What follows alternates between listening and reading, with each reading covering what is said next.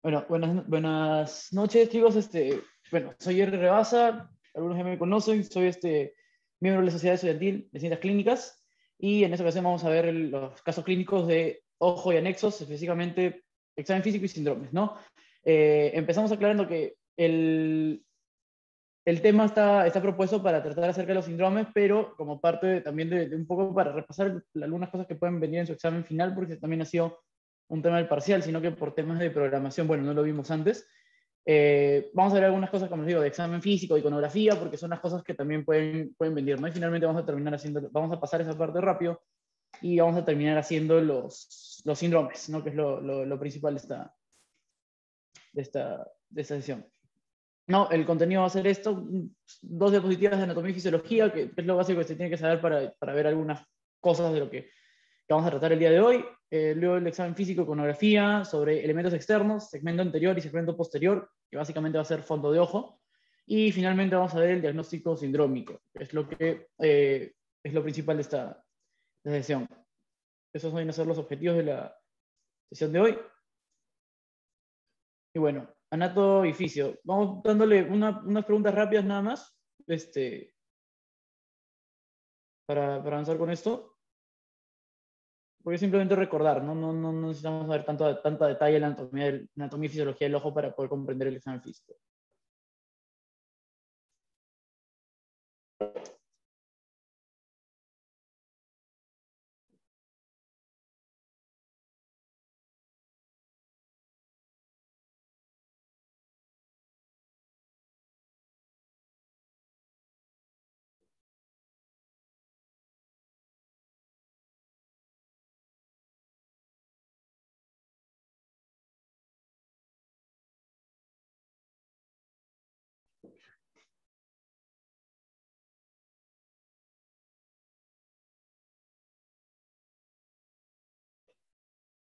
Voy a tener más con confianza para saber más o menos qué concepto tienen de estos enunciados y en general de lo que se debe saber para el examen físico, ¿no?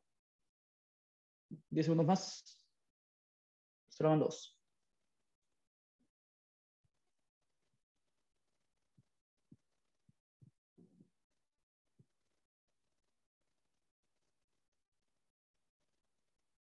Bueno, la respuesta correcta es la E. La cámara anterior está bañada por el humor acuoso y la cámara posterior por el humor. Cámara anterior, humor acuoso, y debería decir segmento posterior por humor vítreo. ¿Está bien? De todas maneras, esa es la respuesta correcta. Vamos a verlo. No, ¿por qué han puesto eso ahí? No es ninguno. Perdón. No sé por qué han puesto la respuesta correcta, la E en el POL. La respuesta correcta es la B, ¿ya? El iris pertenece a la capa vascular del ojo. El error en el enunciado E, nuevamente en el POL sale la respuesta B, la correcta. Bien. La cámara anterior está bañada por humor acuoso y la cámara posterior también por humor acuoso. El humor vítreo baña el segmento posterior. Simplemente lo que se tiene que saber de anatomía sobre el globo ocular es que el globo ocular tiene tres capas, ¿no? La capa fibrosa, la capa vascular y la capa nerviosa. La capa fibrosa en los 5/6 posteriores aproximadamente, formada por la esclera, que es la parte blanca del ojo, ¿no? Y lo más anterior va a ser la córnea, ¿no? Que es uno de los elementos de refracción del ojo, es el primer elemento en el que los rayos luminosos entran al ojo para poder reflejarse en la retina. La capa vascular va a tener tres partes. La coroide es principalmente formada por vasos, ¿no? Que son los que le van a dar la irrigación a todo el globo ocular. El cuerpo ciliar, ¿no? Que se va a encargar de principalmente dos cosas. El músculo ciliar, encargarse de la acomodación, es decir, de la modificación de las curvaturas del cristalino para poder enfocar mejor los elementos que tenemos que visualizar.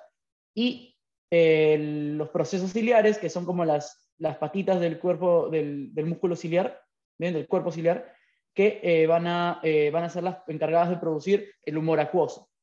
Y el iris finalmente es esta parte más anterior, es la que le da el color al ojo, ¿bien? Y dentro del iris vamos a tener a los músculos de la pupila, ¿no? Las fibras radiadas que van a dilatarse, que van a dilatar la pupila, y el esfínter de la pupila, que está en la circunferencia menor, ¿no? en lo más interno del iris, que va a ser el constrictor de la pupila, ¿no? El constrictor inervado por el sistema parasimpático y el dilatador por el sistema simpático. Y finalmente la capa nerviosa, que es la retina, ¿no? Que es, va a estar cubriendo la parte interna de toda la capa vascular.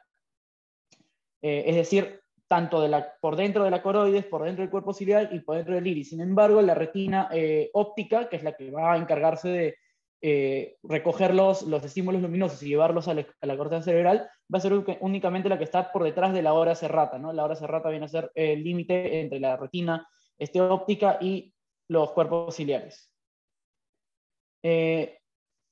Elementos del segmento anterior, bien, que van a ser el segmento anterior y el segmento posterior, van a estar limitados por el cristalino, por acá, ¿no? Vamos a tener de afuera hacia adentro, primero la córnea, luego al iris y su agujero, que es la pupila, bien, el cristalino y los cuerpos ciliares. Y en el segmento posterior vamos a tener, bueno, el nervio óptico, que se va a visualizar por dentro, bien, en la papila, la mácula y fóvea, que es la excavación que encontramos en el centro de la retina y que nos va a dar lo que se conoce como visión central, ¿no?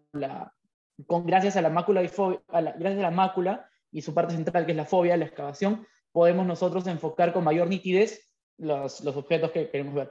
Y el cuerpo vítreo, que va a ser toda la cámara que alberga al humor vítreo, que es uno de los elementos de refracción. Es un líquido que tiene ciertas propiedades físicas que permiten que los rayos luminosos se vayan a reflejar finalmente a la retina, ¿no? De fisiología, un par de cosas que deben saber.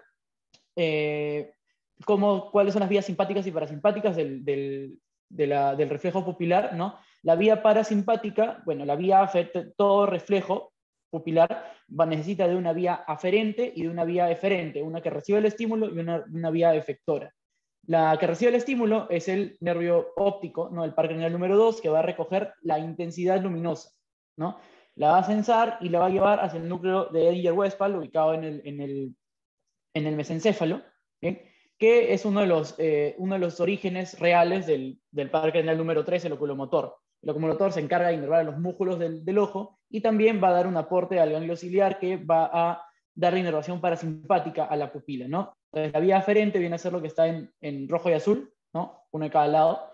Una para las fibras para la retina temporal y la azul sería para la retina nasal, que es la que decusa en la vía óptica. Y bueno, la parte verde es la vía eferente parasimpática. La vía simpática tiene un recorrido un poco más largo, ¿no? También se sensa la luminosidad, pero en este caso la vía efectora inicia en el hipotálamo, ¿no? Del hipotálamo sale la primera neurona y baja hasta el nivel de T1 en la médula espinal. De T1 sale por el nervio raquídeo, se mete por los ramicomunicantes y entra al primer ganglio, entra por a través del primer ganglio torácico, pero no hace sinapsis ahí. La sinapsis la hace en el ganglio cervical superior. ¿Bien? Esa vendría a ser la sinapsis entre la neurona preganglionar y la neurona postganglionar de la vía simpática. Luego esta vía asciende por el plexo de la arteria carotidia y se mete el ojo también va al ganglio ciliar y finalmente llega a inervar el músculo dilatador de la pupila para producir la midriasis, ¿no? La miosis, recuerden, es cuando la pupila se achica, es una palabra más chica, miosis, que midriasis, ¿no? Por ahí pueden recordarlo. La pupila se va a achicar y la midriasis, la pupila se va a dilatar, va a agrandarse para permitir mayor entrada de la luz, ¿no? Y finalmente, ¿cómo se produce la visión? Por un poco de física, lo pueden recordar, tenemos dos lentes, ¿no? Una es la córnea y otro es el cristalino. El cristalino es un lente biconvexo que va a ser el que se puede modificar sus propiedades, va a poder modificar la curvatura y por lo tanto modificar la distancia focal, ¿no? Cuando el objeto se acerca al ojo, el músculo ciliar va a relajarse, va a hacer que el cristalino aumente su curvatura y por lo tanto los rayos luminosos que provienen del objeto van a poder enfocarse mejor en la retina. Recuerden que los errores de refracción como la miopía, el astigmatismo son errores en defectos en la forma esférica que tiene el globo ocular, ¿no? Y que no permiten que el cristalino pueda enfocar directamente los rayos luminosos en la retina, sino que los va a enfocar o muy cerca o muy lejos, ¿no? Y es por eso que uno tiene estos errores de reflexión. Y esa es la miopía, hipermetropía y el astigmatismo. Simplemente el ojo no es totalmente simétrico y por lo tanto los rayos luminosos que van a provenir del exterior van a formar una imagen no proporcional a lo que se está, a la imagen que de verdad uno debería reflejar en la retina, ¿no? Eso es un poco de anatomía y fisiología básica. Ya vamos a ver algunos conceptos más que vamos a explicarlos cuando veamos más adelante, cuando tocamos el tema, ¿no? Luego, elementos externos. Esta parte, más que todo para el examen, les puede venir algunas preguntas de iconografía, ¿no? De cómo se ven algunas lesiones en los elementos externos. Llámese elementos externos, los párpados, la conjuntiva y lo que se puede ver de la parte fibrosa hacia el exterior, ¿no? Sería la esclera y la córnea. Bien, esa es la segunda pregunta. Indique la relación incorrecta. No, esto sería, perdón, esa es pregunta 1, pregunta 2. Vamos a dar un poco menos de un minuto para que se responda la pregunta.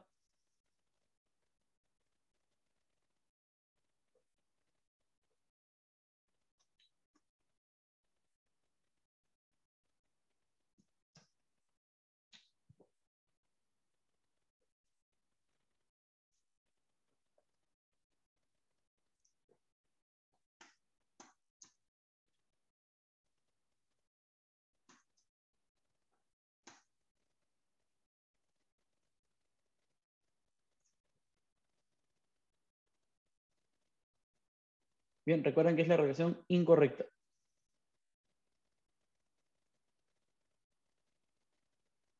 5 segundos más. Déjenme marcar. Bien. Ha marcado esto, la mayoría ha marcado proptosis y esa es la respuesta, o sea, la respuesta correcta, que es la relación incorrecta, ¿no? La parálisis facial lo que te va a causar es ptosis. Ya es un término un poco similar a proptosis que no debemos confundir. Proptosis es un sinónimo usualmente de exoftalmos, ¿no? La proptosis se suele usar cuando el exoftalmos es unilateral y se dice exoftalmos cuando es bilateral. No, ese es un convenio, depende del doctor en realidad que te esté evaluando, no hay un consenso acerca de esto. Pero bueno, ambos términos significan ojo que protruye, ¿no? La parálisis facial lo que te va a causar es una ptosis, PT o SIS. Bien. Bueno, el electropio ya lo vamos a ver en las imágenes. La blefaritis es la inflamación de los párpados, causada usualmente por una infección por Dermoides folliculorum. Y bueno, en una reacción alérgica, y entre otras entidades, vamos a poder ver un edema palpebral, ¿no? Esa es la lista de imágenes que vamos a ver ahora, ¿no? Bien. La primera imagen podemos ver este hallazgo que se conoce como epicanto, ¿bien? Es el borde palpebral superior debería juntarse en el ángulo interno con el borde palpebral inferior. En el caso del epicanto, el borde palpebral superior proyecta como un pilar, ¿bien? Que se curva hacia adentro, ¿no? Y deja como una pequeña bolsa en ese espacio, ¿bien? Este pliegue se va a llamar epicanto y bueno, es normal encontrarlo en algunas personas, ¿no? Por ejemplo, es típico en algunas etnias de la raza asiática, ¿no? Y por ejemplo, también lo podemos ver en algunos defectos congénitos, ¿no? Por ejemplo, el síndrome de Down, ¿no? Podemos encontrar que los niños con síndrome de Down tienen este epicanto marcado, ¿no? Luego tenemos el entropion y el ectropion, que son dos entidades opuestas. El entropion es cuando el borde palpebral se va a invertir, o sea, va a apuntar hacia adentro, ¿no? Y se va a pegar a la conjuntiva vulvar, ¿no? Y el ectropion viene a ser lo contrario. Ambos están relacionados con la edad, con el deterioro del músculo auricular de los párpados, ¿no? Y el borde palpebral en este caso puede o meterse o salirse. Entropion hacia adentro, ectropion hacia afuera. Un poco fácil de recordar por la palabra, ¿no? Por el prefijo de la palabra. Luego, esto en la izquierda es un exoftalmos o una proptosis. Lo de arriba vendría a ser un exoftalmos porque es un poco si se dan cuenta, bilateral, ¿no? Y el de abajo, solamente este niño o niña, bueno, tiene el ojo izquierdo protruido, ¿no? Se puede usar el mismo término para referirse a cuando es unilateral o bilateral, no hay problema con eso, ¿bien? ¿En qué entidades lo podemos ver? Bilateral usualmente se da cuando hay una orbitopatía tiroidea, ¿no? En la enfermedad de Graves, recordar que hay dos mecanismos para la proptosis de los ojos, ¿no? El primero, que al haber mucha hormona tiroidea, eso estimula el sistema simpático, ¿bien? Y en el párpado tenemos dos músculos encargados de elevarlo, ¿no? El voluntario, que es el elevador superior de los párpados, y el involuntario, que es el músculo de Müller, que es en realidad son fibras lisas, bastante cortas, ¿no? Que mantienen el párpado abierto de manera pasiva. Cuando este músculo es sobreestimulado, los párpados se van a elevar más de lo normal y por lo tanto el ojo se va a poder ver, va a aparentar estar protruido. Cuando esta condición de hipertiroidismo se asocia a orbitopatía tiroidea, es decir, esto tiene un mecanismo distinto, ¿no? Hay hormona tiroidea produciéndose directamente en el globo ocular. Esto va a producir el ensanchamiento de los músculos a expensas del tejido conectivo, ¿no? El tejido conectivo en los músculos aumenta y por lo tanto el volumen retroocular aumenta y estos ojos van a protruir, ¿no? Las causas más bien de proptosis unilateral vendrían a ser, por ejemplo, tumores, ¿no? Pueden ser lipomas de la grasa que tenemos, de la grasa retroorbitaria, tumores del nervio óptico y, por ejemplo, crecimientos de la glándula lacrimal, donde el ojo se va a ver hacia adentro, o sea, va a haber una proptosis hacia adelante y hacia adentro, y lo contrario, por ejemplo, una dilatación de los senos etmoidales, ¿no? Que están mediales, van a protruir el ojo hacia el lateral. Recuerden que el ojo va a protruir usualmente en dirección contraria a donde se encuentra la lesión. Así que es una forma de identificar cuál es el posible diagnóstico etiológico de esta proptosis. Y lo que vemos en el lado derecho es una ptosis, ¿no? Que es la caída del párpado. La caída del párpado puede tener tres mecanismos: lesión del elevador superior de los párpados, que va a causar una ptosis prácticamente total; la lesión del Müller, ¿no? Que puede haber una hipoestimulación del simpático, por lo tanto el Müller se va a relajar y el párpado se va a caer. Esto solo va a producir una ptosis parcial. Y el tercer mecanismo es una parálisis facial, ¿no? Una parálisis auricular de los párpados, ¿no? Que usualmente viene acompañada del resto de la pérdida de inervación del resto de músculos de la cara, ¿no? Caída del labio, si es que es una parálisis periférica, y acompañado también de pérdida de los pliegues frontales cuando es una parálisis central, ¿no? Que afecta a toda la hemicara. Recuerden que la parálisis central va a producir la pérdida de inervación de todos los músculos de la cara contra el lateral de la lesión. En cambio, la periférica, es decir, después de la salida del nervio facial del tronco, la lesión únicamente va a ser más o menos desde el auricular de los párpados hacia abajo y además ipsilateral a la lesión. Bien, lo que vemos a la izquierda es una blefaritis, ¿no? Si se dan cuenta, el borde palpebral está totalmente edematizado, hinchado, está inflamado, ¿no? Esto puede estar acompañado de dolor cuando es muy grosera la hinchazón, ¿no? Si se dan cuenta, esta persona suele tener bastantes legañas en la base de las pestañas, ¿no? Eso es producto de la colonización, bueno, no sería colonización, porque es en realidad un parásito, ¿no? De la presencia de Demodex folliculorum. Y lo que vemos al otro lado es orzuelo y chalazo. Son dos entidades que se pueden confundir bastante porque son bien parecidas, ¿no? Visualmente. La diferencia, bueno, el orzuelo es la infección, ¿bien? De las glándulas sebáceas de las pestañas. Recuerden que las pestañas son vellos especializados y como todo vello en el cuerpo tiene una glándula sebácea asociada. Cuando esta glándula se infecta, ¿no? Se va a retener su contenido porque no puede llevarlo al exterior, ¿no? Y bueno, va a producir agrandamiento de la región, va a producir calor, aumento de calor y muy probablemente produzca dolor porque es una infección, ¿no? Este orzuelo lo identificamos, bueno, primero porque duele y luego porque está en el borde palpebral, está apunta hacia adentro y usualmente, si se dan cuenta, desvía la línea del reborde palpebral. El chalazion, por el contrario, es la obstrucción de las glándulas tarsales, ¿no? Este es el ojo, bien, tenemos los párpados. Recuerden que los párpados, sería el párpado inferior, tienen en el centro de ellos un tarso, es decir, un tabique, que es el que le va a dar la forma al párpado, porque si no sería piel a un lado, mucosa al otro, y no podría mantener una forma. En el tarso están desembocando unas pequeñas glándulas, que son las glándulas glándulas tarsales o de meibomio, ¿bien? Y cuando esas se obstruyen, por ejemplo, como están produciendo secreción, esta a veces produce, se cristaliza y produce elementos sólidos que obstruyen la salida de las glándulas, ¿bien? Y esas simplemente se van a hinchar, ¿bien? No es una infección, es simplemente una inflamación de la zona y es por eso que no duele. Entonces, el chalazion no duele y lo encontramos en el grueso del párpado, ¿no? Y por lo tanto es muy difícil que desvíe el borde palpebral. Esa es la diferencia entre orzuelo y chalazion, que podrían preguntársela así como iconografía, ¿no? Les ponen una imagen y les preguntan qué es, ¿no? Tienen que identificar si es un orzuelo o es un chalazion y te pueden dar o no algunos datos clínicos, ¿no? Como el dolor. El dolor sería la diferencia más importante. Luego, este hallazgo que encontramos acá se llama santelasma, es la acumulación de lípidos de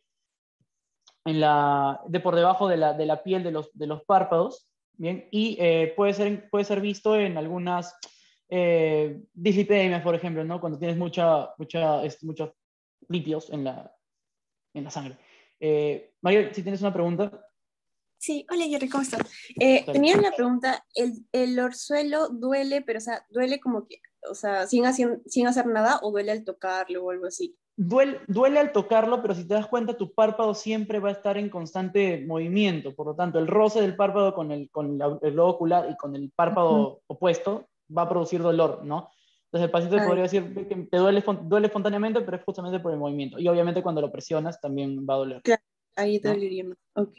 Ya, y otra pregunta, Ujú. el chalación, en qué ocasiones dirías que se operaría o algo así? El chalazion no se suele operar en realidad, ¿no? No es ahorita materia para ustedes saber qué hacer porque en realidad ni siquiera en clínica, ahora que lo pienso, ni siquiera en cirugía 2 que ven oftalmo, les dicen qué hacer, ¿no? Usualmente estos les ponen simplemente, a veces dicen que hasta le pongas manzanilla nomás, ¿no? Esto resuelve espontáneamente, ¿no? Ese es el punto, resuelve espontáneamente y no llega nunca he visto en realidad, nunca he escuchado y nunca he leído que esto llegue a alguna intervención quirúrgica, salvo que, bueno, crezca a tal punto que no drene espontáneamente y obstruya la visión, ¿no? Y otra pregunta, no escuché bien, ¿las causas del chalación cuál era?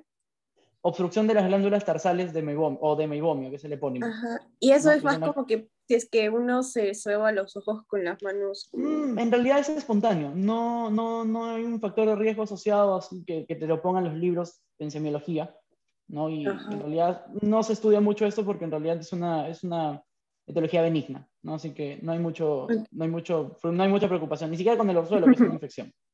Ok, ya. Ahora sí, gracias. Bien.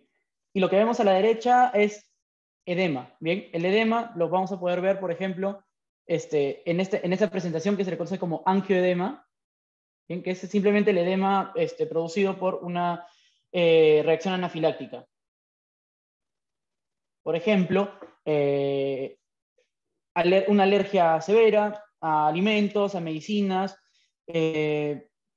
una reacción mediada por IG, por ejemplo, me acuerdo que siempre presentan estos casos clínicos en que un quiste hidatídico en el pulmón o en el hígado revienta, ¿no? Entonces, la salida de los Escolex, creo que se llamaban, van a producir esta reacción mediada por IG y van a llevarte a un angioedema que lo vas a poder ver en toda la piel y también en los párpados, ¿no?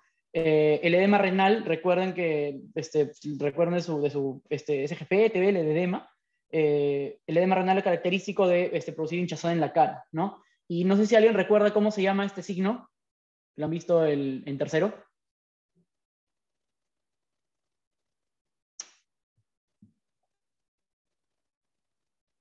¿Alguien? ¿No? ¿Le suena el signo de Romaña? Roma, sí. Ujú. Ya. Roma- Bien, el signo de Romaña, bueno, va a ser propio de la enfermedad de Chagas y es una hinchazón unilateral del párpado. Bien, no, esto obviamente no lo vas a confundir con un orzuelo o un chalacio, ¿no? Esto es mucho más grosero. Bien. Y vas a ver un hinchazón de ambos párpados, pero más prominente es el párpado superior y prácticamente se crea un edema, ¿no? Que va a prácticamente hacer caer todo el párpado y va a cerrar el ojo, ¿no? Dejamos los párpados y pasamos a estructuras un poco más internas. Si se dan cuenta, estamos viendo de fuera hacia adentro. Entonces voy a dejar el pol. Hace tiempo que no uso esto. Ya. Pregunta 3.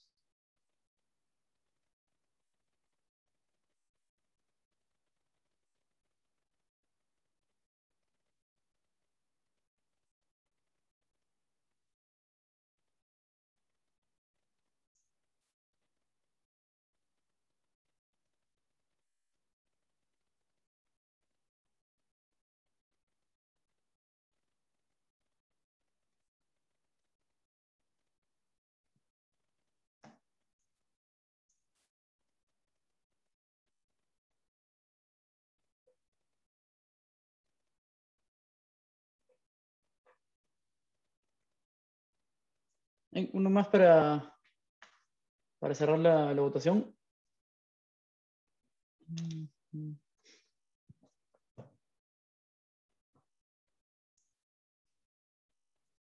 Bien, la respuesta correcta es la que ha marcado la mayoría, todas las anteriores. Bien, solamente para responder me acaban de preguntar por privado cuál es hace un rato, ¿no? La diferencia entre santelasma y santoma. Bien, son sinónimos en realidad, según lo que, lo que recuerdo haber leído. El Argente te lo describe como santelasma, pero sí puede haber unos libros en que los encuentras como santomas, y eso en realidad pueden distribuirse en realidad en cualquier región en cualquier región, en la piel de cualquier región. En ese caso lo menciono porque lo podemos encontrar en el párpado, ¿no? Y porque es, como digo, mencionado por el Argente en esa parte. El Argente es un buen libro para este parte de ojo, ¿no? Es bien criticado para otras regiones, a mí sí me gustó, pero bueno, para ojo es bueno. Entonces, ¿cuál de las siguientes enfermedades se puede observar signos en la conjuntiva palpebral o vulvar y o esclera? Bueno, la anemia la podemos ver en la conjuntiva palpebral, ¿no? Como palidez. Coleocolitiasis va a producir, en algunos casos, ictericia, que la vamos a poder ver en la conjuntiva vulvar.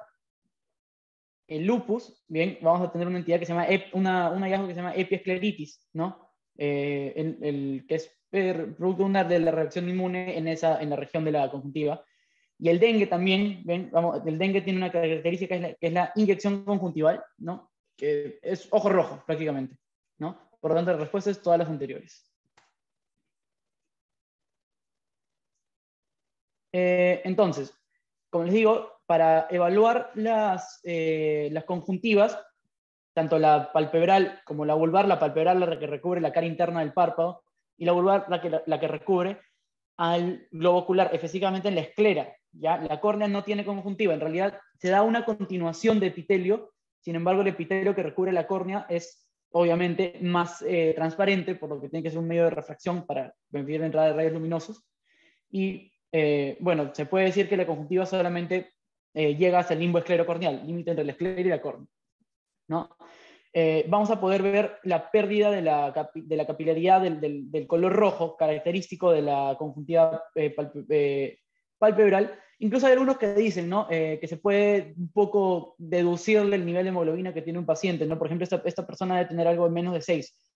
¿Por qué? Porque no solo ha perdido el color, sino ha perdido también la capilaridad, ¿no? Hay unos vasos verticales, ¿bien? Que se van a poder visualizar en la conjuntiva, que en este caso no los tiene, ¿no? Por ejemplo, bueno, en este caso está todo rellenado por los hallazgos, ¿no? Pero si se dan cuenta de estos vasos de acá, estos capilares, este paciente no los tiene, no, está muy pálido. Entonces, esta es una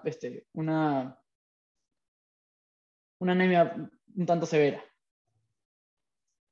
Y bien, este otro hallazgo se llaman hemorragias puntiformes y lo vamos a ver en la endocarditis. Bien, la endocarditis, bueno, ya lo van a ver en clínica médica. Deben haber visto algo acá también, ¿no? Y tal vez en sus prácticas. La característica es que esta endocarditis crecen vegetaciones en el corazón y va a disparar émbolos, ¿no? Entonces, estos émbolos se van a pegar en la microvasculatura y van a producir microinfartos y sangrados, ¿no? Los podemos ver en las uñas, los podemos ver en la piel, lo vamos a ver en las conjuntivas palpebrales y también lo vamos a ver en ojo, en el fondo de ojo. ¿Bien? Eso es un hallazgo que también vamos a verlo más adelante. Ictericia, bueno, es la coloración amarillenta de las conjuntivas. ¿Bien? Hay eh, a veces suelen preguntar algunos doctores, ¿no? ¿A dónde se pega a qué capa se pega el pigmento, ¿no? El pigmento la bilirrubina. La respuesta es a la conjuntiva, ¿bien? Por la cantidad de fibras elásticas que tiene. ¿Bien? Pueden recordarlo, ¿por qué? Porque si se dan cuenta,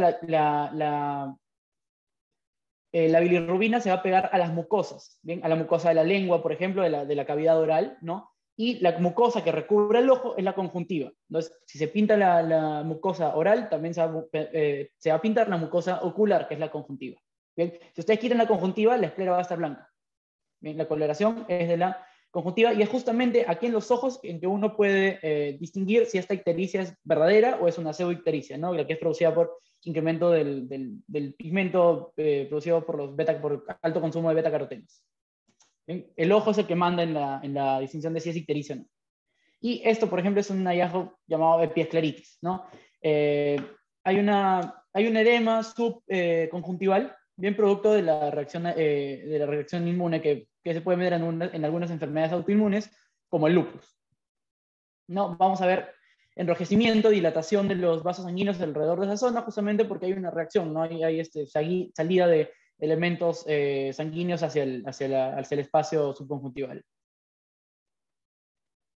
Vamos a tener estas dos entidades también, que son el pterigium y la pingécula. La pingécula es acumulación de lípidos también en la región subconjuntival, bien, no produce mayor problema mientras no se meta a la córnea, bien, y resuelve espontáneamente. El pterigium, por el contrario, es la proliferación de tejido fibroso proveniente de la conjuntiva que se va a meter hacia la córnea, bien. Siempre va a crecer en forma de cono, bien, entonces va a empezar así, luego así, y finalmente se va a meter hasta atravesar toda la pupila, ¿no? Esto va a producir problemas de visión, ¿no? Y puede ser retirado por cirugía, ya que finalmente este tejido se está poniendo por encima del epitelio corneal y puede ser disecado, ¿no?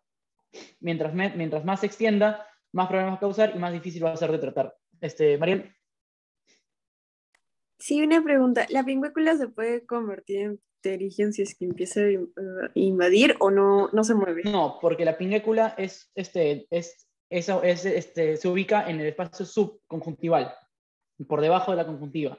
En cambio, esa proliferación de tejido fibroso proviene de la misma conjuntiva, es decir, el epitelio de la conjuntiva crece, pero no con sus células naturales, ¿no? Con células con células fibrosas, y va a meterse, va a invadir por encima a la córnea.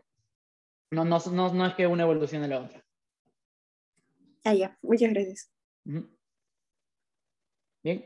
Y bueno, esas son parte del síndrome de ojo rojo que vamos a ver más adelante, es un síndrome importante, ¿no?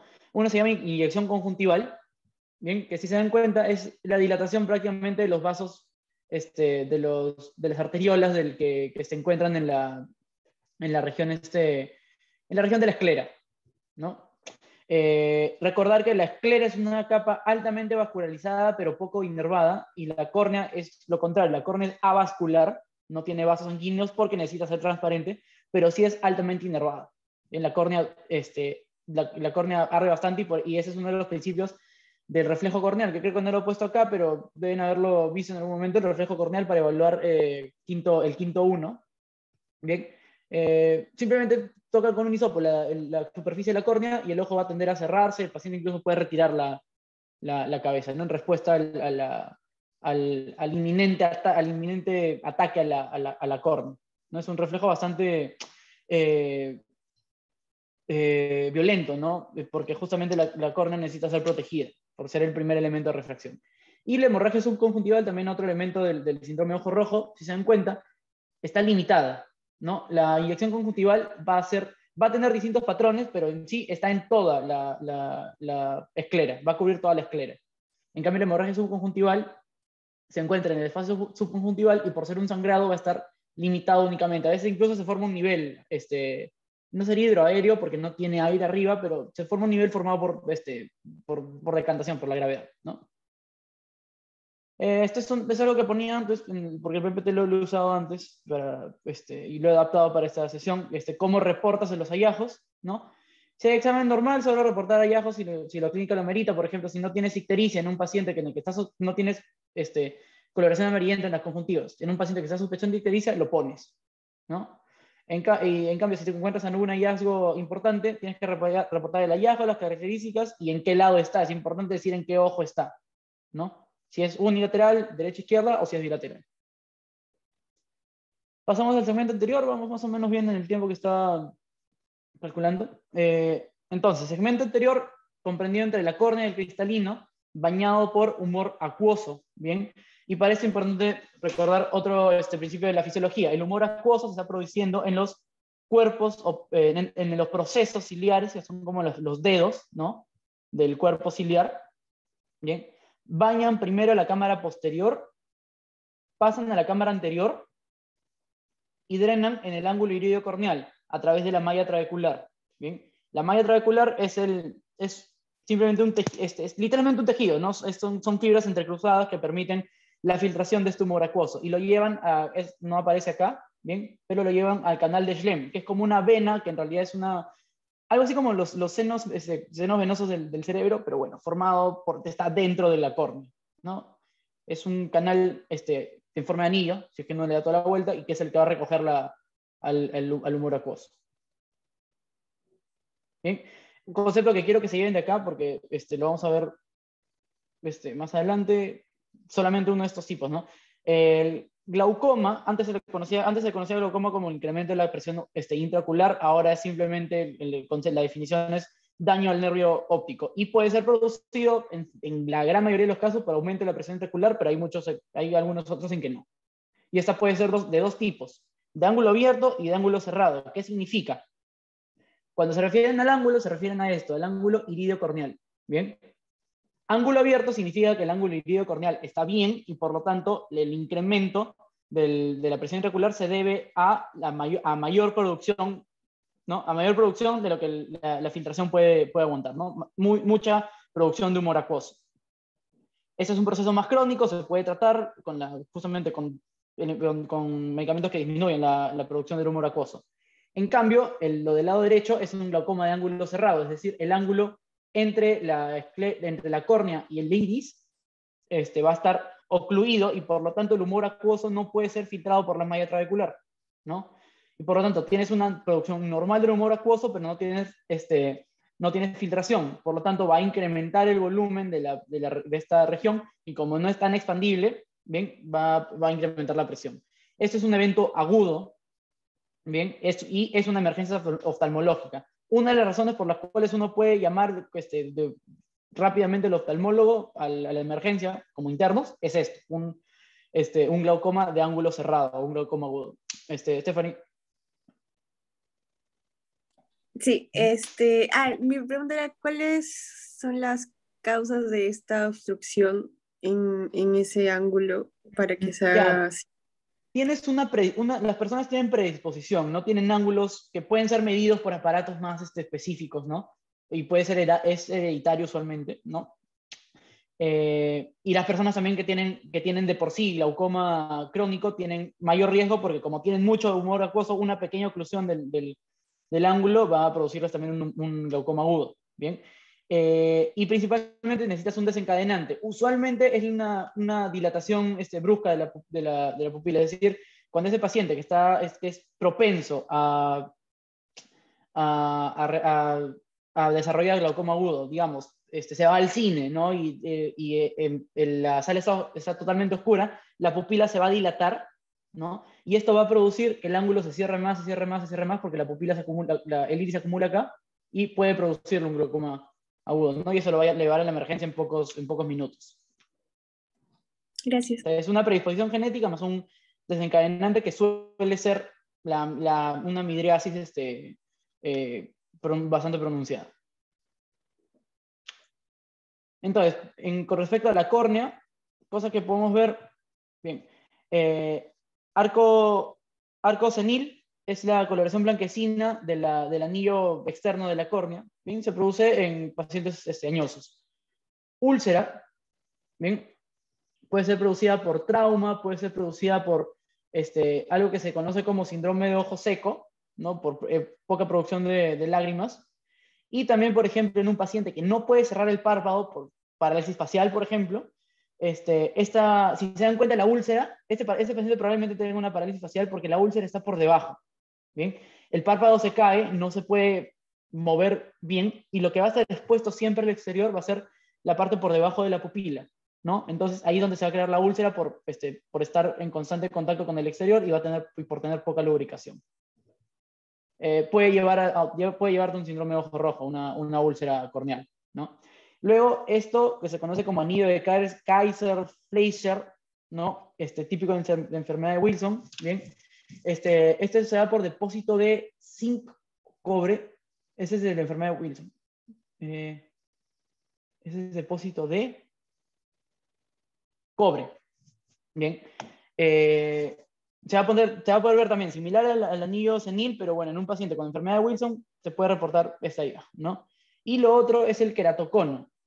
Bien, la córnea debe ser una superficie lisa, porción de esfera, pero en algunos pacientes puede esta córnea empezar a crecer de manera irregular y en lugar de tener una forma esférica, se va a hacer más puntiaguda, ¿no? Y va a tener una forma de cono. Esto va a seguir siempre evolucionando y tiene que ser visto por un oftalmólogo para operar, ¿no? Tiene que corregir esa curvatura porque ese paciente puede quedar ciego. Y bueno, queratitis, queratoconjuntivitis también lo podemos ver en la córnea, lo vamos a ver en síndrome de ojo rojo más adelante. Luego, segmento anterior, seguimos en segmento anterior, pero ahora ya pasamos a algo más interno. Y acá ya viene parte de examen físico, maniobras. Iris, pupila y cristalino. Bien. Vamos a ver inspección, iconografía, fotorreactividad, iluminación lateral, catarata y reflejo rojo. Esto es lo que vamos a tratar ahorita. Pregunta número 4. Que estos resultados no significa que sea la respuesta. Solamente está como que con otro color, no sé por qué. Pero, bueno, o sea, puede ser la respuesta de todas maneras. Pregunta 4.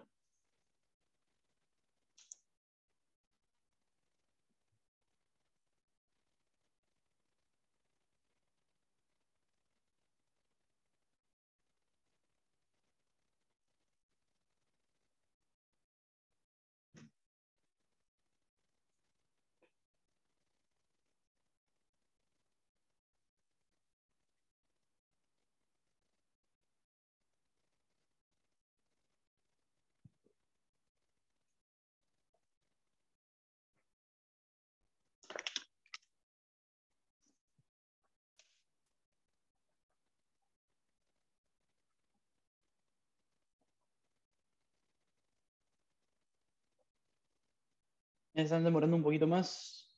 Vamos a ver unos 15 segundos más.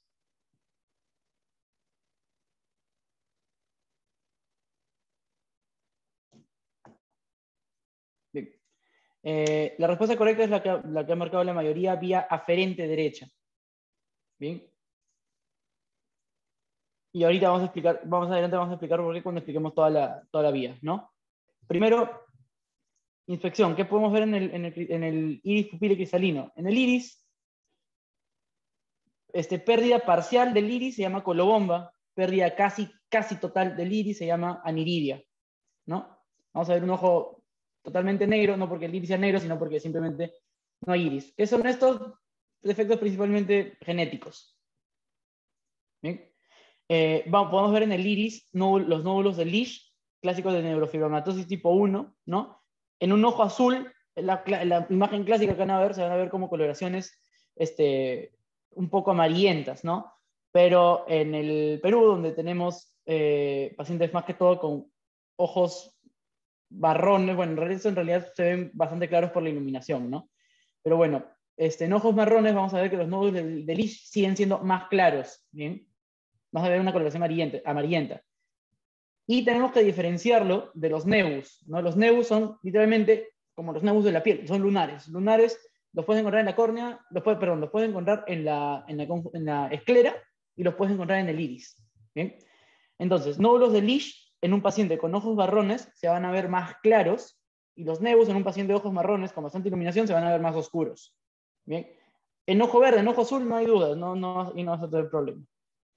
Pero bueno, obviamente el contexto del paciente va a ser una neurofibromatosis tipo 1. Y vamos a tener también estas dos cosas que son o sea, líquidos internos en la cavidad, en la cámara anterior. La presencia de pus, bien, vas a verlo blanco, se llama hipopión. Y la presencia de sangre, hipema o ifema, es porque en inglés se escribe con ph para darle el sonido F, ¿no? Entonces lo pueden encontrar tanto como hipema o como ifema, ¿no? Sangre en el globo ocular. Obviamente, si tienes pus, es producto de una infección. Si tienes sangre, es producto de un trauma. Eso es bastante simple de recordar. Sino que las palabras son un poco complicadas. Si se dan cuenta en esa parte de oftalmo, los nombres son un poco complejos. Entonces, hipopión para pus, hipema o ifema para la sangre. Luego, examen de fotorreactividad, y aquí vamos a responder la pregunta anterior. Recordemos las vías, ¿no? Tienes la vía simpática, la que dilata la pupila, y tienes la vía parasimpática, la que contrae la pupila. ¿Bien? Estas vías son importantes de recordar para poder ver luego los síndromes neurooftalmológicos que tengan miosis o midriasis. Bien. Entonces, ¿cómo se hace el examen de fotorreactividad? Tienes que tener al paciente en un ambiente no oscuro porque tienes que verlo, pero tiene que ser relativamente poco iluminado. ¿Qué es lo que haces? Vas a iluminar el ojo lateralmente, ¿bien? No le vas a apuntar la linterna, simplemente vas a pasarla, ¿no? O sea, poner y sacar para poder ver cómo la pupila se contrae y se dilata. Entonces, ¿qué evaluamos? ¿Qué tenemos que ver? ¿No? Tenemos que ver si la pupila del mismo lado se contrae y tenemos que ver una respuesta consensual, es decir, que la pupila del otro lado también se contraiga. Es porque el reflejo pupilar lo haces con un ojo, evalúas ojo por ojo.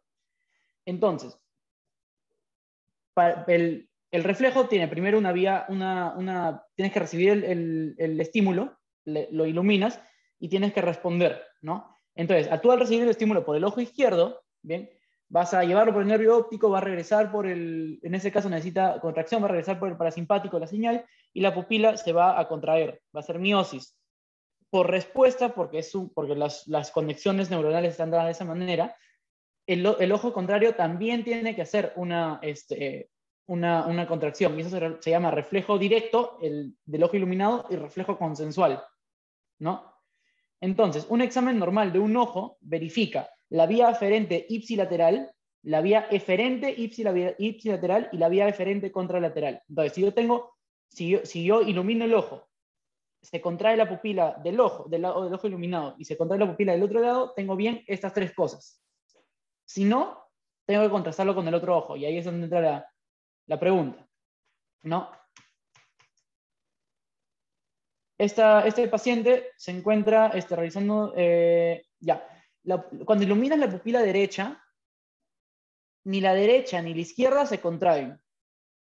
Entonces tú acá puedes sospechar, o está mal la eferente o está mal la eferente. ¿Qué haces? Te vas al otro lado. Iluminas la pupila izquierda. Cuando iluminas la pupila izquierda, entonces se contraen la pupila directa y la consensual. Entonces, ¿qué quiere decir? Que las eferentes de ambos lados están bien y la aferente del lado derecho la del lado izquierdo está bien.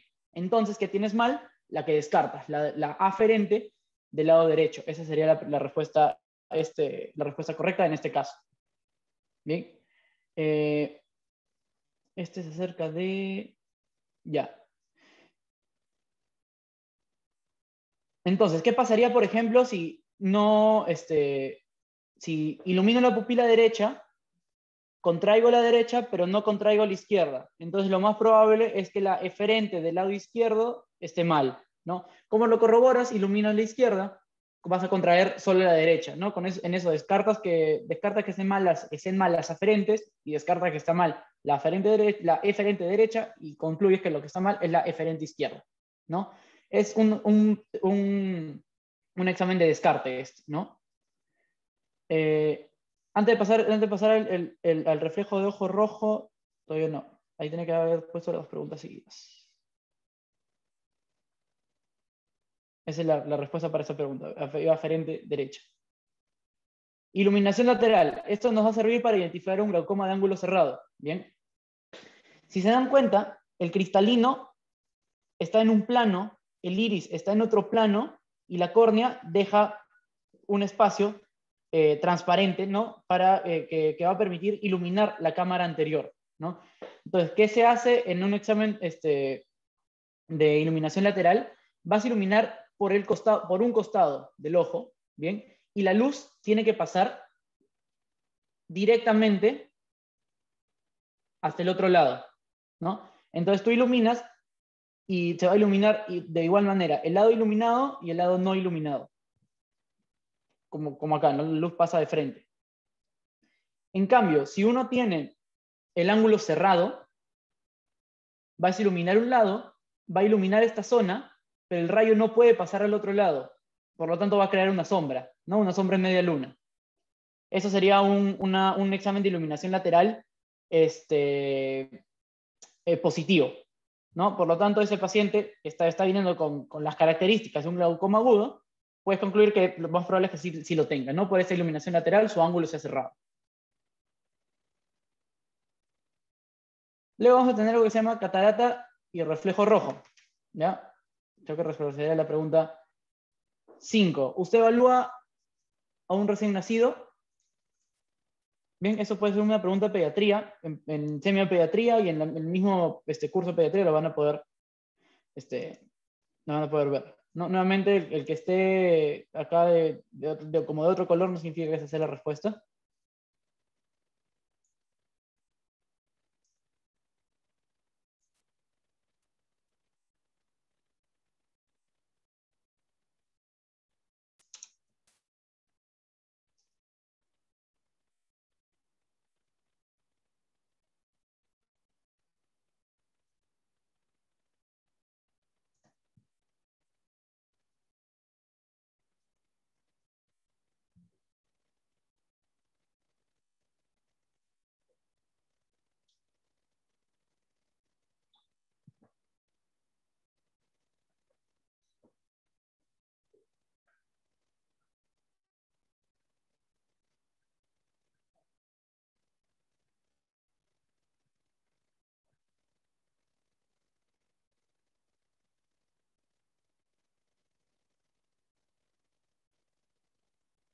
Bien, la gran mayoría ha votado por catarato congénita y vamos a explicar la respuesta, ¿no?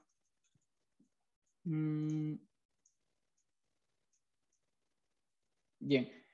¿Qué es la catarata? La catarata es la opacidad del cristalino. Esa es la definición. Bien.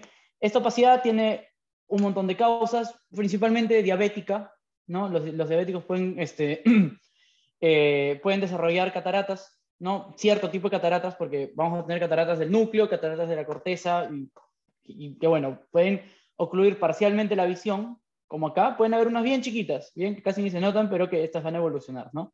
Y puede ser una catarata que prácticamente nuble toda la visión, ¿no? Entonces, en un paciente con catarata va a tener disminución de la agudeza visual, puede ser de mayor o menor grado, ¿no?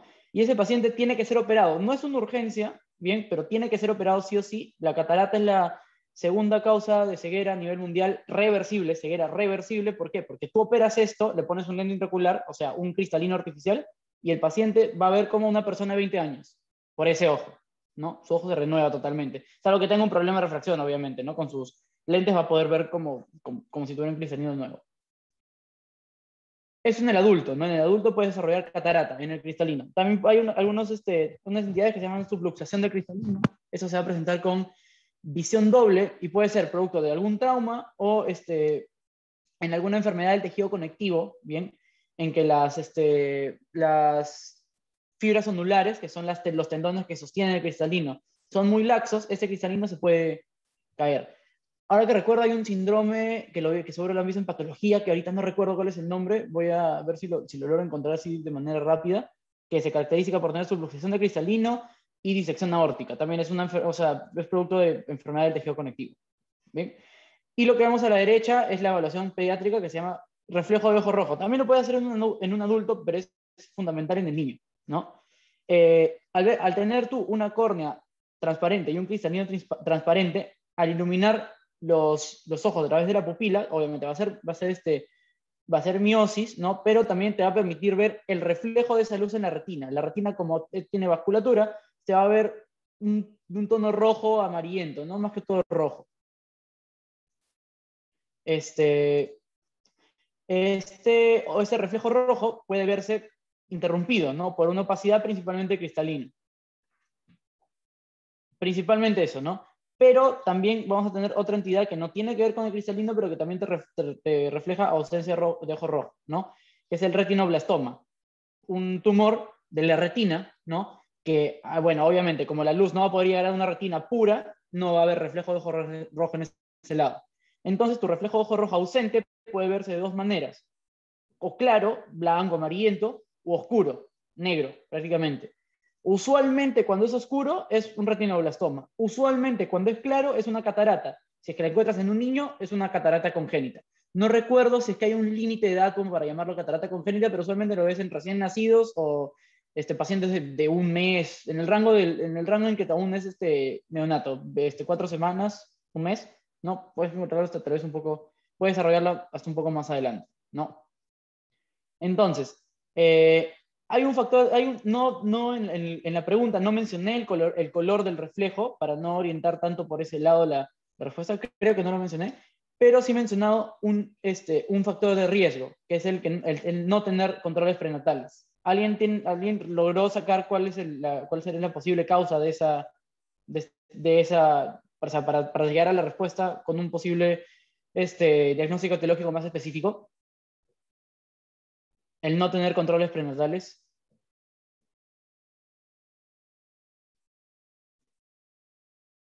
A la 1, a las 2, a las 3. Bueno, la respuesta de esta pregunta es catarata congénita. Bien.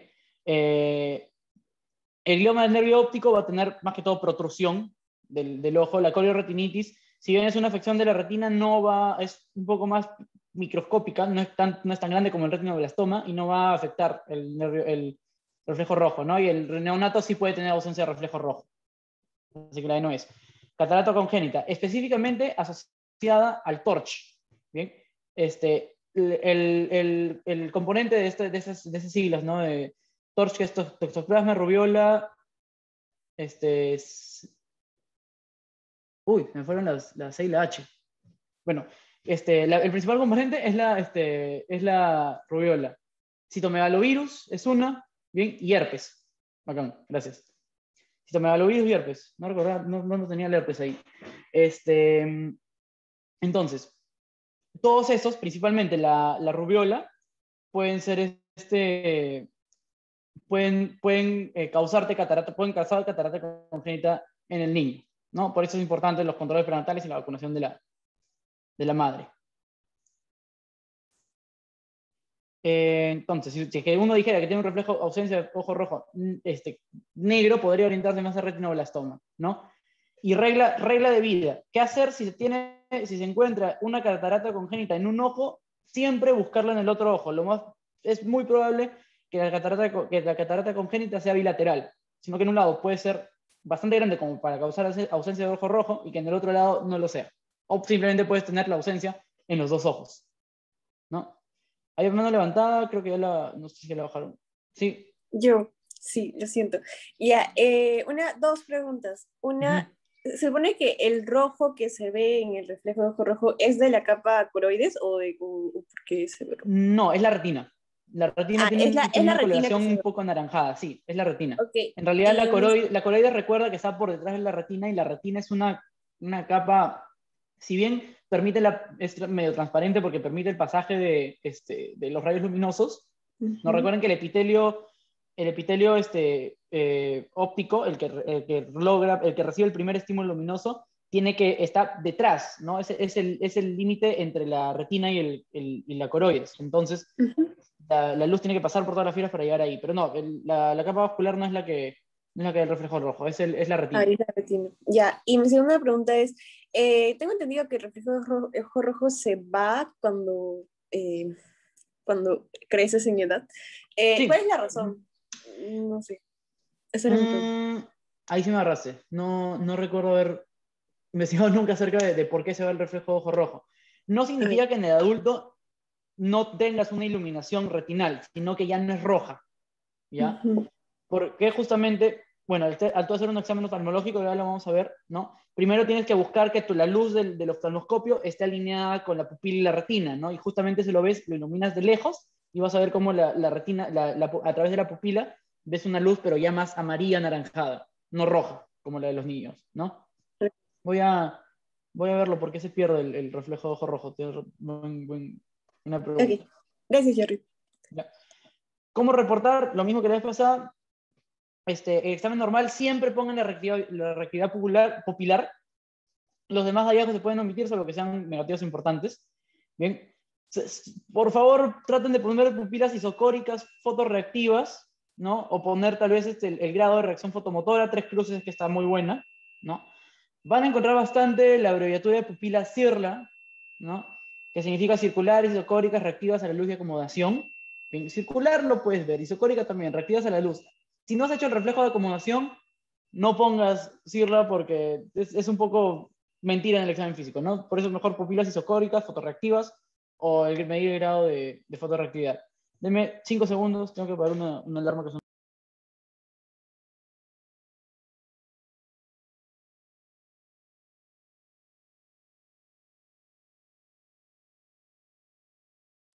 Bien, y si se tiene un reflejo, un hallazgo anormal, lo mismo, reflejar, reportar el hallazgo, las características y en qué lado está, ¿no? Reflejo de acomodación lo vamos a ver en un rato en la parte de motilidad, ¿bien? Segmento posterior, seguimos bien con el tiempo para darle una media hora a los síndromes, ¿bien? Segmento posterior, todo lo que está detrás es cristalino y prácticamente lo que podemos ver del segmento posterior es el fondo de ojo, ¿no?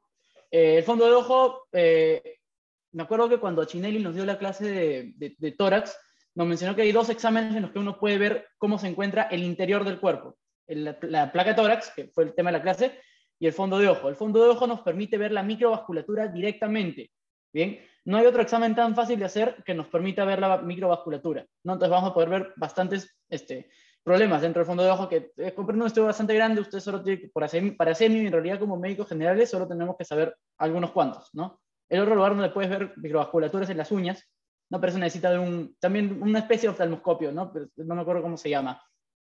¿Bien? ¿Cuál es la técnica? Bien, no vas a ver la totalidad del fondo de ojo, lo único que puedes ver es esto con un oftalmoscopio directo. No hay unos indirectos, no sé si han visto esas lupas que te permite ver prácticamente todo el fondo de ojo, pero lo tienes que hacer desde lejos. El oftalmoscopio te permite entrar prácticamente a ver un segmento del fondo de ojo, ¿no? Y tienes que obviamente moverte y explorar. Entonces, ustedes ya no lo van a poder hacer, tendrán que practicarlo en su casa. Si tienen un oftalmoscopio, ya lo van a ver más adelante cuando ya puedan ir al hospital. El oftalmoscopio se puede regular primero que nada para tu medida, ¿no? Si tú tienes miopía de cierto grado, entonces mueves las dioptrias para acomodarlo a tu medida y haces la diferencia con la medida del paciente, ¿no? También, si tú tienes -2 y el paciente tiene -3, lo llevas hasta -5. Y una vez que estás adentro, acomodas para un poco enfocar lo que necesitas. Te imaginas que el rayo luminoso es un palo, es un eje, ¿no? Y ese eje se va a alinear con tu ojo, la luz y la pupila del paciente, ¿no? Y sobre ese eje te vas a mover, no doblas la cabeza, ¿no? Te mueves como si tú fueras uno solo con el oftalmoscopio, ¿bien? Te alejas, ves el reflejo amarillo y entras, ¿no? Te acercas al paciente hasta poder ver algún vaso. Por ejemplo, caes acá. Sabes que las arterias van a converger hasta llegar a la papila óptica, que es lo principal que tienes que ver, ¿no? Entonces agarras un vaso y lo empiezas a seguir, y vas a llegar mágicamente a la papila, ¿no? Y a partir de ahí exploras los cuadrantes, siguiendo los vasos, las arterias retinales, los ramos de las arterias retinales, y finalmente te diriges hacia el medio para ver la mácula, que simplemente, sin moverte, puedes decir al paciente que está mirando de frente, ahora mire a la luz. Miras a la luz, alineas la mácula con la luz y puedes ver a la mácula en sí, ¿no? Una técnica un poco difícil de explicar así de manera virtual, es mucho más fácil de hacerlo de manera presencial, y es un examen que en realidad no muchos aprenden a hacer bien, porque en realidad no tiene mucha utilidad, salvo para una cosa. Ya lo vamos a ver más adelante. ¿Bien? Entonces, ¿qué evaluamos en el fondo de ojo? La papila, la vasculatura, la mácula y algunos hallazgos en la misma retina. Bien, entonces, lo primero que tenemos que ver en la papila son dos cosas. Bien, esto de aquí es lo más importante, es lo único que tienen que saber de fondo de ojo para el internado. Todo lo demás es o es para votarse con sus doctores, o es porque están rotando en oftalmo con alguien o viendo algún caso de oftalmo para el cual pueden leer, ¿no? Bien. El papiledema, uno lo va a observar como el borde, el borramiento de los bordes de la papila. ¿Qué es la papila? Es la protrusión producto de, o sea, se dice la entrada, pero en realidad por dirección del estímulo es la salida del nervio óptico, ¿no? Sino que como ahí se produce toda la colección de todas las fibras que componen al nervio óptico, se va a ver como una protrusión. O sea, se ve a profundidad, a pesar de estar viendo con un solo ojo, la imagen que se crea es casi, o sea, aparenta ser tridimensional, ¿no? La papila debe tener bordes definidos, como la de acá, como las de las imágenes de la derecha. Si bien en este caso está borrado. ¿Por qué se puede borrar? Principalmente por el incremento de la presión intracraneal. Entonces, por eso es importante identificar el papiledema, porque es un examen que pueden hacer rápidamente la emergencia y tienen un paciente en el cual están sospechando hipertensión craneana, meningoencefalitis. ¿No? Es un caso que han visto hace algunos días, ¿no? Que recuerden que es cefalea, vómitos explosivos, papiledema. Papiledema es esencial de identificar, ¿bien? Y no van a ir a llamar para ir a interconsulta a un oftalmólogo para hacerlo ver un papiledema. Eso lo tienen que saber identificar ustedes como internos en la emergencia. Lo otro, por el medio de la retina, por el medio del nervio óptico, si recuerdan un poquito de anato, la arteria central de la retina penetra el nervio óptico y va a discurrir por el medio, como si todas las fibras estuvieran alrededor de la arteria central de la retina, la cual va a salir como asomándose por el nervio óptico, que le deja un agujero que se le conoce como la excavación, ¿bien? Y va a dar sus 4 ramas, ¿no? Las temporales superior-inferior, temporal superior, temporal inferior, nasal superior y nasal inferior. Entonces, ¿qué representa este ancho de acá? La papila es como una dona, ¿no? Con un hueco al medio, ¿bien? Ese ancho representa la cantidad de fibras retinales que tienes. Entonces, en un glaucoma, daño del nervio óptico, estas fibras se van a perder. Entonces se va a ver una alteración en lo que se llama relación copa-disco. La copa viene a ser todo y el disco viene a ser la excavación, ¿no? No, pero al revés. La copa viene a ser la excavación y el disco viene a ser todo. Entonces, uno mide, no lo puedes medir, salvo que tengas un osciloscopio que tenga ahí las referencias, ¿no? Pero uno mide aproximadamente la relación, ¿no? Y esto es más o menos de 1 a 3, ¿no? O sea, un diámetro de la copa es 3 diámetros de la copa es un diámetro del disco. Por lo tanto, la relación es de 1/3, 0,3, ¿no? Y esa es más o menos la relación normal. Cuando uno va perdiendo fibras nerviosas producto del glaucoma, usualmente por hipertensión intraocular, ¿no? La copa va incrementándose de tamaño, se va haciendo más grande la excavación y uno puede ver a las arterias claramente salir de ella, ¿no? Entonces la relación en este caso ya es 2 a 3, ¿no? Por eso es 0,6. Y en este caso es prácticamente total, casi no tiene fibras ópticas, el paciente fue prácticamente ciego, ¿no? Glaucoma importante porque ahorita, si no me equivoco, ya es la primera causa de ceguera no reversible en el mundo. Es decir, que las fibras nerviosas que tú pierdes por glaucoma no las recuperas nunca. Ese ojo ya está perdido. Las arterias, recuerden que las arterias van a ser más delgadas que las venas en el caso del fondo de ojo, ¿bien? Pero las arterias van a tener una capa muscular, por lo tanto, el incremento del grueso de la capa vascular va a producir efectos sobre las venas cuando se cruzan, ¿no? Entonces tú puedes tener,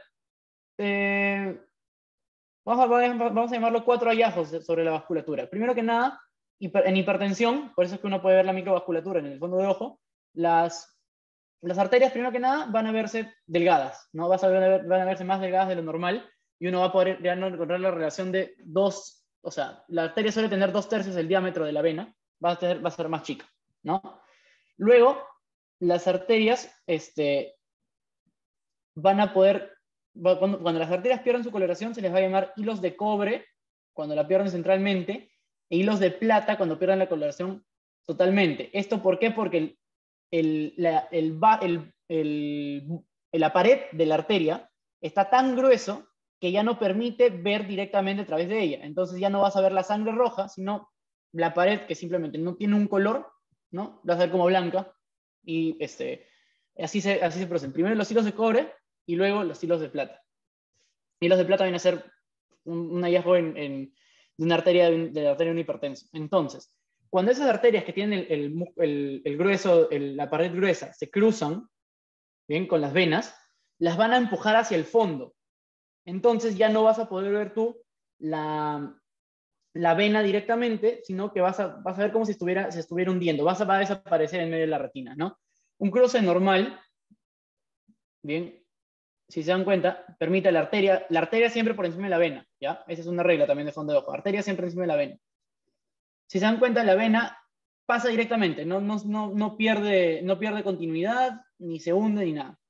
En un cruce arteriovenoso leve, la vena, si se dan cuenta, pierde la continuidad porque la arteria la está empujando un poco hacia adentro. Cuando es un cruce un poco moderado, la vena está tan profunda que ya uno empieza a ver simplemente las puntas así en forma de lápiz. ¿Bien? Entonces, la empuja tanto al fondo que vamos a ver las venas en forma de punta de lápiz.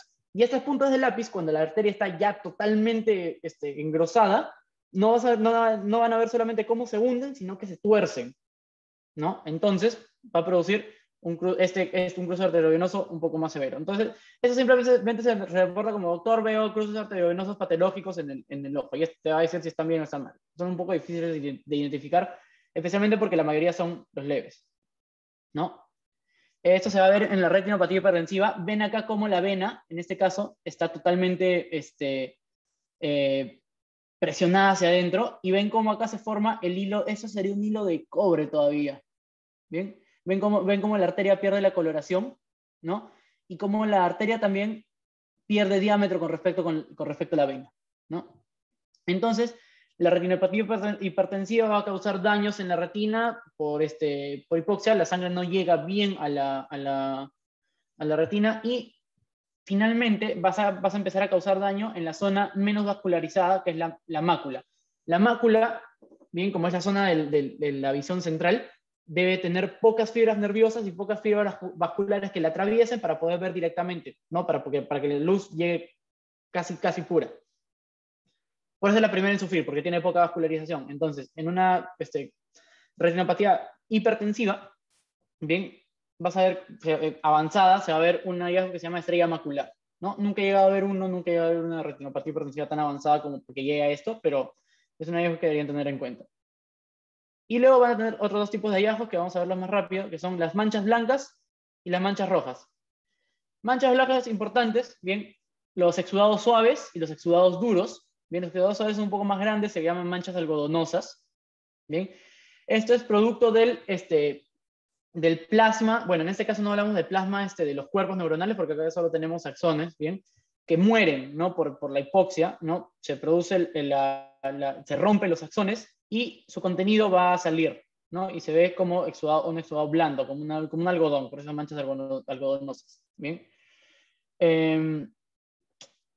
Los exudados duros van a tener una forma más lineal, bien, o sea, acá no se nota bien, pero tienen usualmente esas formas lineales, y es porque en este caso hay capilares dañados, y por los capilares se están filtrando lípidos y se van a acumular entre los capilares. Por eso tienen esa orientación rectilínea. Las drusas, bien, son también son manchas un poco más pálidas, bien, y ese es pigmento, células pigmentarias muertas, bien. También se pueden ver en enfermedad, en retinopatía hipertensiva, ¿no? ¿Por qué? Porque van a producir la muerte de las células que componen a la retina, ¿no? Y esta de acá, por ejemplo, es una cicatriz posterior a una corioretinitis, que saben puede saber como una mancha blanca. Corioretinitis es infección de la retina y del corion, que es la uvea. Corion es lo mismo que uvea. Manchas rojas, principalmente sangre, ¿no? Tenemos hemorragias retinales superficiales, hemorragias preretinales. En las hemorragias preretinales vamos a ver este nivel, ¿no? Porque pueden decantar. Hemorragias profundas, microneurismas, que se van a ver como globitos que salen de las arterias, y neovascularización, en que la retina ya no solo, la arteria central de la retina ya no solamente bota 4 ramas, sino se van a ver vasos aberrantes, ¿no? Y esto lo vamos a ver en la retinopatía diabética. ¿Bien? Hay una mancha blanca, hay una mancha roja más que no estoy viendo acá. Sí, que no es... Bien, que son las manchas de Roth. ¿Alguien sabe lo que son las manchas de Roth?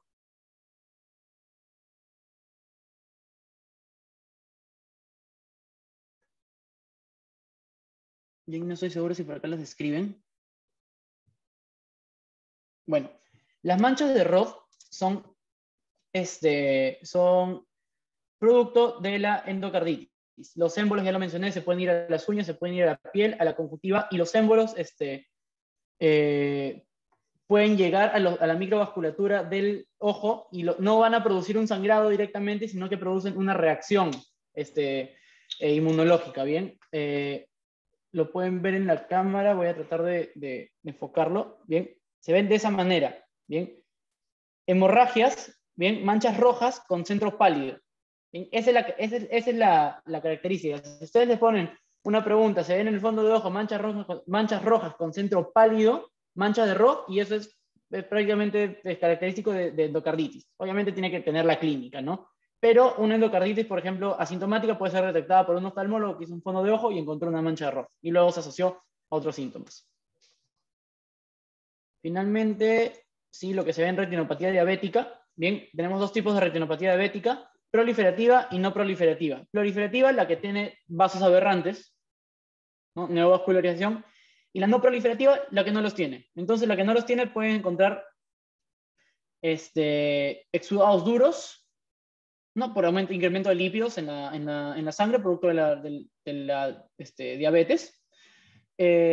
Manchas algodonosas por muerte de axones, algunos pequeños sangrados superficiales, ¿no? Y con lo que tienen que tener cuidado son el arrosariamiento venoso, ¿bien? Que es la vena, la vena que se vuelve un poco tortuosa, ¿no? Se pone como cuentas de un rosario. Bien, y las IRMA, que son anormalidades microvasculares retinales, ¿bien? Que son, esa de acá, si se dan cuenta, no es como una neovascularización, o sea, es una neovascularización, pero no la característica de la retinopatía proliferativa, ¿bien? Se dan en cualquier parte de la retina y van a ver así unos capilares, unas arteriolas capilares bastante delgados y que no siguen los patrones de los vasos contiguos. Eso en cuanto a fondo de ojo. Fondo de ojo, no recuerdo si les van a preguntar, si les han hecho el taller de fondo de ojo, probablemente pregunten algunas cosas. Si no, lo importante, papiledema, exudados duros, exudados blandos, ¿bien? Y eso de la relación copa-disco, ¿no? Eso sería lo importante que deberían estudiar, y que en realidad no le vamos a dedicar tanto tiempo porque puede que sí, puede que no venga. Otros exámenes, vamos a pasarlo rápido también para llegar a esos síndromes. Agudeza visual, se evalúa con esa cartilla de Snell, ¿no? Que se deben haber visto en muchos consultorios, ¿no? Y lo que tiene que uno llegar es a la visión 20/20. Bien, esa cartilla de Snell se ha hecho se ha estandarizado, ¿no? Para comparar la visión a lo que uno ve a 6 pies, no es 6 metros por si acaso, es 6 pies. Eso no lo corregí. ¿Bien? Entonces, ¿qué representan esas fracciones? Se traduce como lo que debo ver a el denominador, lo veo al numerador. Es decir, lo que una persona sana ve a 200 metros, yo lo veo a 20, y así vas bajando. Entonces, digamos que esta es la última línea que yo puedo leer. Entonces, lo que personas sanas ven a 40 metros, yo nomás lo puedo ver a 20, ¿no? A 40 metros, esas letras yo ya no las podría leer, ¿no? ¿Qué pasa si no leo la E? Entonces me acerco a la mitad, a 3 pies, ¿no? Y eso significa que el denominador se va a incrementar en el doble. A 400, si yo me acerco a 800, si ya no veo 800, tienes que darle que cuente dedos, si no, le mueves la mano, si no, le pones una linterna, y si no percibe luz, se pone NPL, y es porque ese ojo está, adiós, no sirve. Se alcanza el 2020 a los 5 años, eso no me equivoco, sí les han dicho en las clases de semiología, ¿bien? Y bueno, el agujero estenopeico es una herramienta que permite concentrar los rayos luminosos en la mácula para descartar si se corrige la visión, entonces tienes un problema de refracción. Si no se corrige la visión, entonces tienes un problema en alguna otra región, ¿no? Problema de refracción, miopía, astigmatismo e hipermetropía. Campos visuales, bueno, ya deben recordar un poco las vías visuales, ¿no? Los campos nasales ven el lado temporal, o sea, el lado externo. Los campos temporales ven el lado nasal, ¿no? Y las fibras nasales son las que decusan en el quiasma óptico. Van hacia los tractos ópticos, llegan al cuerpo geniculado, se irradian por las radiaciones ópticas y llegan a la corteza visual, que es la occipital. ¿Cómo uno evalúa los campos? Los campos tienen algunos aparatos especializados para evaluar, pero uno lo puede hacer por confrontación y se evalúa ojo por ojo. El paciente se tapa un ojo, tú tienes que hacerle el espejo, ¿no? Y lo vas a comparar con tu campo visual y vas a poner el dedo en los extremos, ¿no? Extremo superior externo, extremo superior interno, y así vas evaluando para descartar algunos patrones, ¿no? Esto no es nada específico, se te puede pasar algún defecto del campo visual, y si es que estás sospechando de algo, se puede mandar a hacer un examen más avanzado, ¿no? La típica que les puede preguntar es la hemianopsia bitemporal. Es una hemianopsia heterónima porque son lados contrarios que no puedes ver. Hemianopsia homónima es como esta de acá, ¿no? Cuando no ves el mismo lado, el lado derecho o el lado izquierdo. Esto se llama cuadrantanopsia, cuando no ves un cuadrante, ¿bien? Y la hemianopsia heterónima es cuando no ves por lados opuestos. La más clásica, como les digo, la bitemporal, que es por compresión del quiasma óptico, sea por un tumor de la pituitaria desde abajo, o sea por un craneofaringioma desde arriba. Movimientos oculares, ¿cómo evalúas? Bien, tienes que pedirle al paciente que la visión, tienes que alinear la visión con el eje de visión con el eje de movimiento. ¿Qué es el eje de visión y el eje de movimiento? El eje de visión está alineado con la pupila y el eje de movimiento con el nervio óptico. Bien, cuando uno abduce el ojo, lo abre, bien, compruebas que está bien el recto lateral, bien, y alineas los rectos con el eje de visión, bien, y por lo tanto dejas fuera de escena a los oblicuos, los anulas porque haces un ángulo de 90 grados y por lo tanto ya no pueden crear torque, ya no pueden mover el ojo. Entonces, al tú quitar de juego a los oblicuos, evalúas solamente el superior. Entonces, ¿a qué estás evaluando el recto lateral del ojo derecho? Recto superior, recto inferior. Lo llevas al otro lado. Está bien el recto medial y creas lo contrario. Sacas de juego a los rectos y dejas a los oblicuos. Bien, el oblicuo inferior es el que te lleva el ojo hacia arriba. Obviamente estamos evaluando el ojo derecho siempre, ¿no? El oblicuo inferior te lo lleva hacia arriba y el oblicuo superior es el que te lleva el ojo hacia abajo, ¿no? Afecciones principales que puedes tener: lesión del nervio abducens. No vas a poder hacer abducción del ojo del lado malo, ¿no?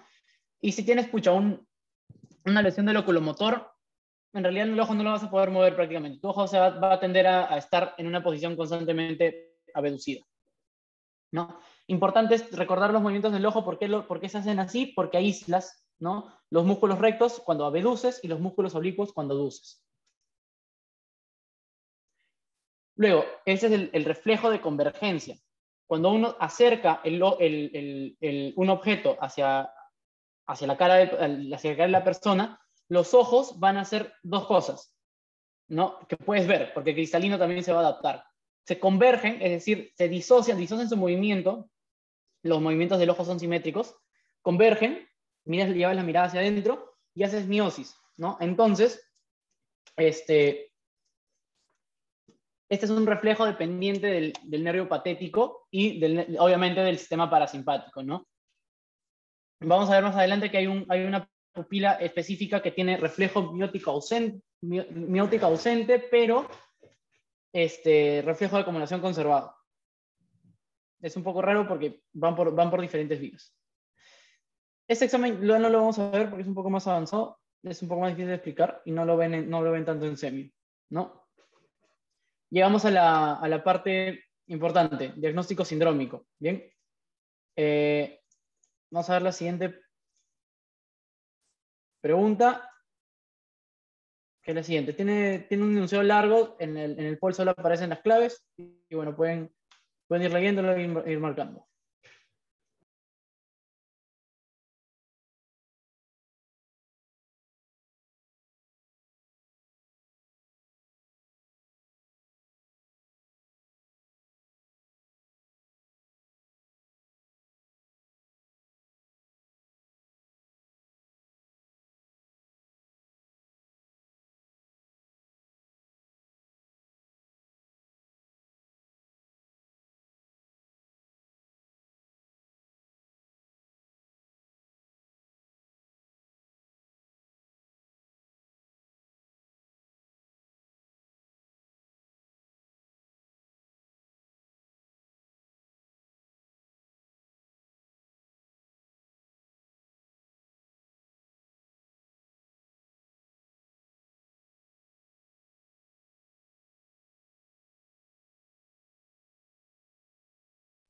Bien, ¿marcaron todos?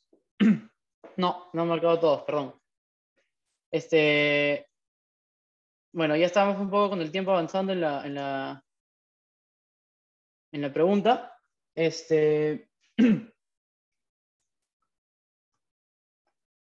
Entonces, en este caso, vamos a tener algo llamado síndrome de ojo rojo. Bien, la respuesta era uveitis anterior infecciosa.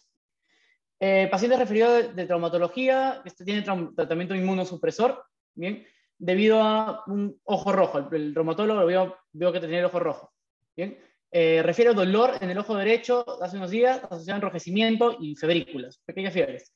Al examen físico tiene el ojo derecho, en el ojo derecho una ptosis moderada, ¿no? Tiene antecedente de parálisis facial, tiene leve inyección conjuntival que se irradia desde el limbo del gelo corneal hacia afuera. Bien, es decir, el ojo, esto es la córnea, no es el iris, ¿ya? Y el patrón del ojo rojo es así. Bien, se ve hipopion, tiene pus en la cámara anterior, una pupila miótica no reactiva, ¿no? Y no se ve descarga conjuntival, no tienes no tienes legañas, no tienes secreción en el conjuntivo. Y su agudeza visual está bien, ¿no? ¿Cuál es el diagnóstico más probable? Tienes conjuntivitis, tienes queratitis, tienes uveitis anterior autoinmune, uveitis anterior infecciosa y queratitis infecciosa. ¿En qué síndrome abarca todos estos diagnósticos? El síndrome de ojo rojo. Bien, ese es un cuadro del Bates, me pareció más completo que el del Argente, para ponerlo. Entonces vamos a distinguir entre tantas etiologías 5 principales. Bien, la conjuntivitis, hemorragia conjuntival, afección corneal, iritis, que es lo mismo que uveitis anterior, o glaucoma agudo. Bien. Las dos de la izquierda van a tener, bueno, la hemorragia subconjuntival, ya vimos el patrón, ¿no? Es un ojo rojo localizado y que usualmente tiene un nivel, ¿no? No tiene dolor. Bien, vamos a ver primero el patrón del enrojecimiento, el dolor, si afecta o no afecta la visión, si tienes o no tienes descarga conjuntival ocular, cómo está la pupila, cómo está la córnea, y bueno, esos son los posibles diagnósticos, ¿no? Entonces, ya vimos que tiene un patrón localizado, no hay dolor, no afecta la visión, no hay descarga, no afecta la pupila y la córnea está bien. Es bien fácil identificar una hemorragia subconjuntival. Las otras se complican un poco. La conjuntivitis. ¿Qué es la conjuntivitis? Una infección de la conjuntiva. Bien. El patrón de enrojecimiento va a ser desde el fondo de saco conjuntival hacia la córnea. Bien. Se van a dirigir hacia el medio. Es decir, lo más cercano al limbo esclerocorneal va a estar prácticamente blanco, ¿no? No hay dolor, hay más que todo hay molestias, ¿no? No afecta la visión, ¿bien? Hay bastante descarga ocular, es por eso que en la conjuntivitis uno puede tener bastantes legañas, la pupila no es afectada y la córnea está bien, ¿no? ¿Y qué es esto? Como les digo, infección o inflamación de la conjuntiva, ¿no? Puede ser bacterial, causado por virus o por alergia simplemente, ¿no? Luego, vamos a tener 3 causas que tienen un patrón de irradiación de adentro hacia afuera, que es como la que tenía el paciente de acá. Unas más grandes que otras, en realidad la intensidad del ojo rojo no te apunta hacia nada, ¿no? El patrón te debe hacer pensar en esas 3 cosas: córnea, iris o glaucoma de ángulo cerrado. Si se dan cuenta, son elementos internos o la misma córnea, ¿no? Es por eso que el patrón va de adentro hacia afuera. En la afección corneal únicamente vas a tener el dolor superficial, porque la córnea está altamente inervada, ¿no? En la iritis o uveitis anterior, el dolor va a ser un poco más leve, pero se va a sentir profundo. Es decir, no le va a molestar al paciente afuera, no me va a molestar cuando parpadea, pero sí va a sentir un dolor constante, ¿no? Y el glaucoma de ángulo cerrado, el dolor es intenso, ¿bien? Y no solo va a ser un dolor ocular, sino una cefalea, un dolor de cabeza, ¿bien? El glaucoma de ángulo cerrado viene con dolor de cabeza. La visión en la injuria corneal va a estar disminuida no por problemas en la retina, sino por problemas locales, porque la luz no puede pasar hacia el fondo, la córnea está opaca, ¿bien? En la iritis puedes encontrar, como no puedes encontrar disminución de la agudeza visual, ¿bien? Y vas a encontrar también fotofobia. La fotofobia, ¿por qué? Porque la pupila no va a poder regular bien la entrada de los rayos luminosos, ¿bien? Porque justamente lo que está afectado es el iris. Y el glaucoma de ángulo cerrado sí va a producir, en gran mayoría de los casos, disminución de la agudeza visual. Injuria corneal puede tener secreción conjuntival. ¿Por qué? Porque está afuera. Si bien la córnea no tiene conjuntiva, va a afectar en la región y va a poder producir descarga. La pupila no va a estar, no va a estar afectada, ¿no? Y la córnea, obviamente, va a verse afectada dependiendo de la causa, ¿no?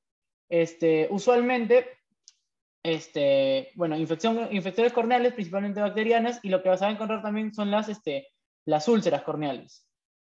¿Bien? En este caso, la paciente tiene una...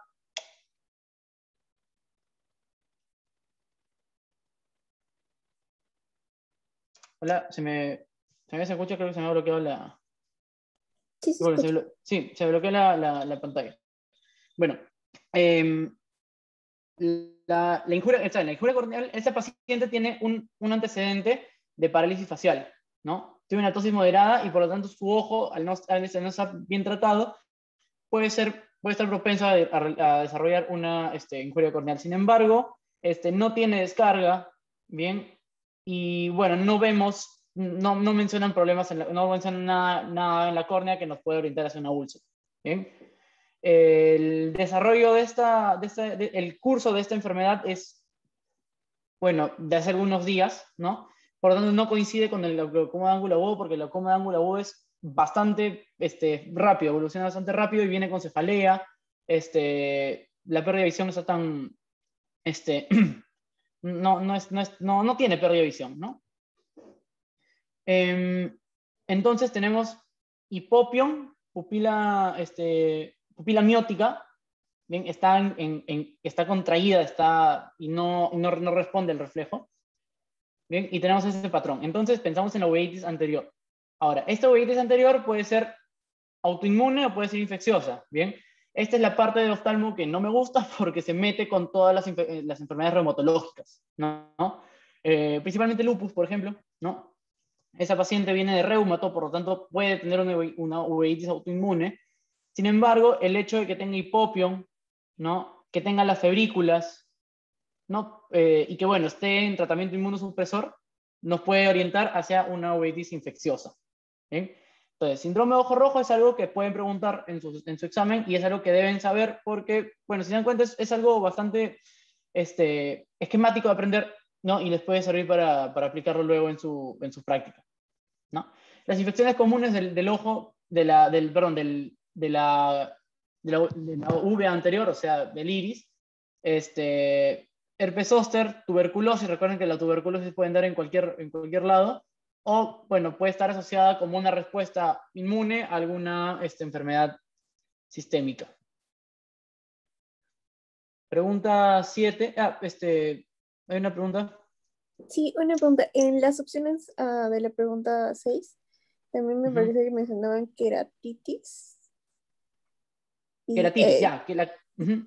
¿cuál de esos 6 es queratitis o es otra cosa? Queratitis, querato es córnea. ¿Ya? Querato es el prefijo para córnea. Por lo tanto, una queratitis sería una inflamación o infección de la córnea. Ah, ya, excelente, ¿Ya? gracias. Ese es el concepto de queratitis. Sí, buena aclaración. Pregunta 7, la penúltima. Bien. Y con eso ya vamos a ver los síndromes neurooftalmológicos. Bien, faltan 2 casos más.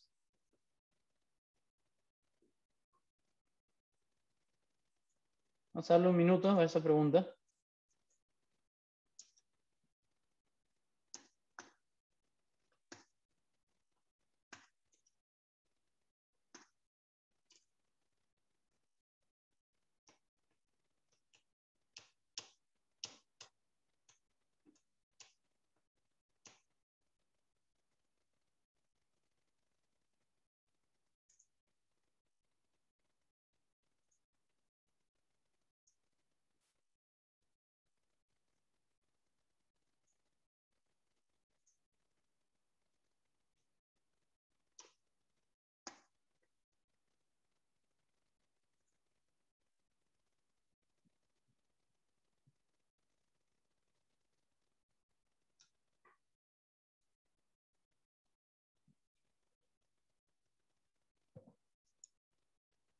Me falta una persona nada más.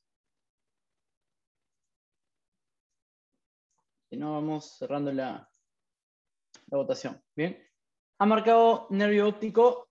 En realidad, el origen del problema de este paciente se encuentra en la cámara anterior y vamos a recordar un poquito lo que era el glaucoma de ángulos cerrados. Bien.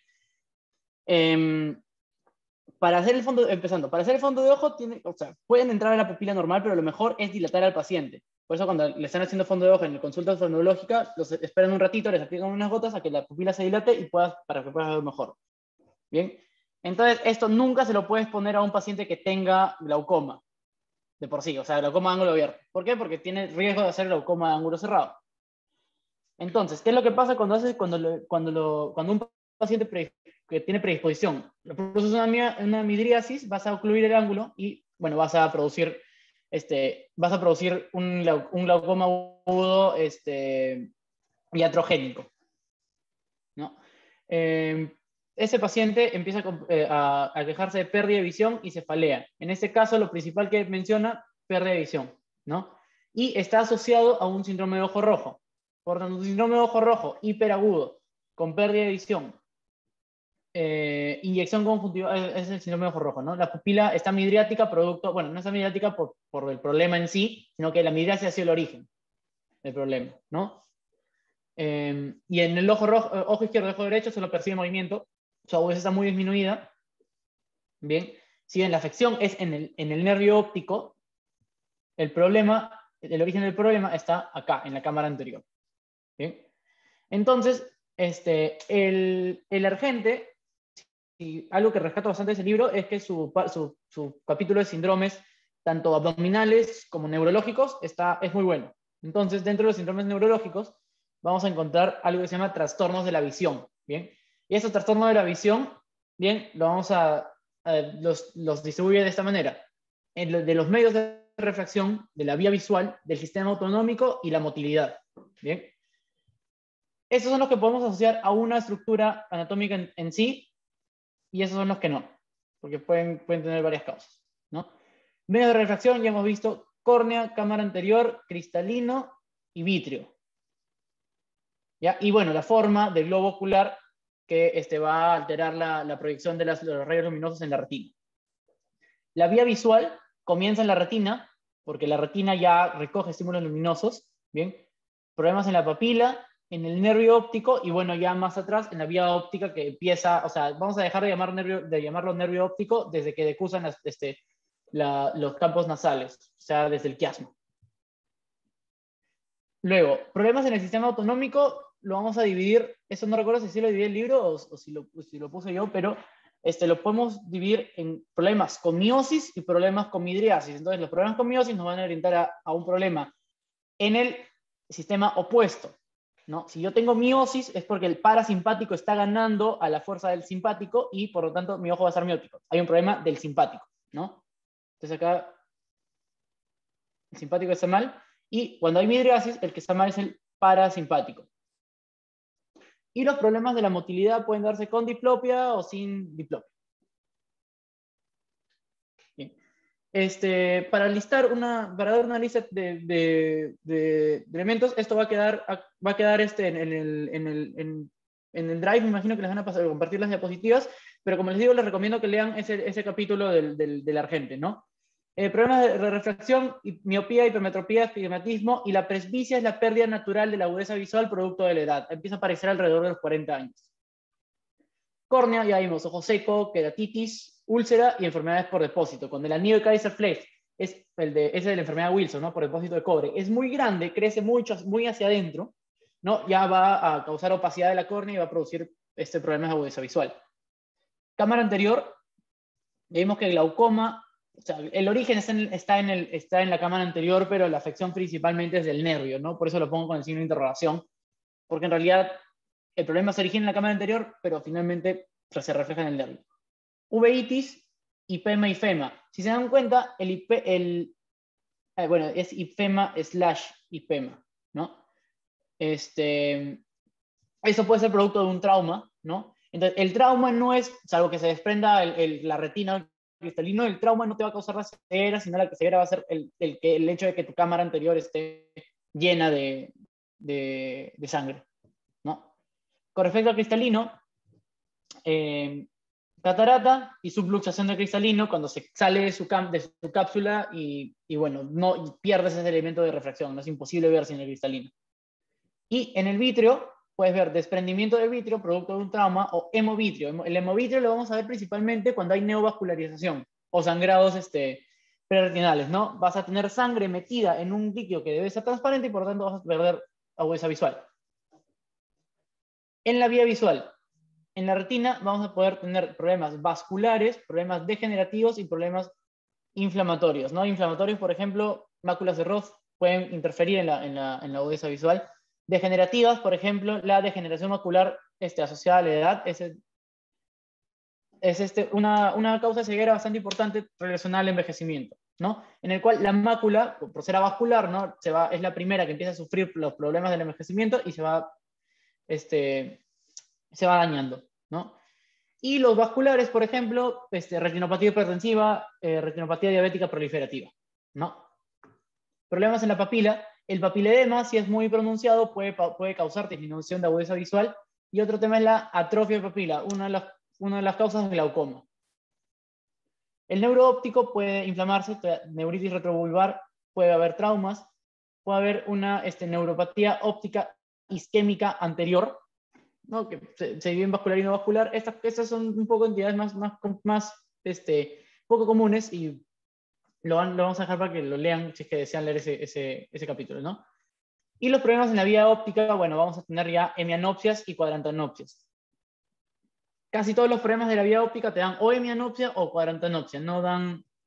Hay unas cuadrantanopsias que no, bueno, que no abarcan todo el cuadrante, sino un pequeño espacio de un pequeño ángulo de la circunferencia, ¿no? Que, bueno, pueden catalogar como una subdivisión de las cuadrantanopsias.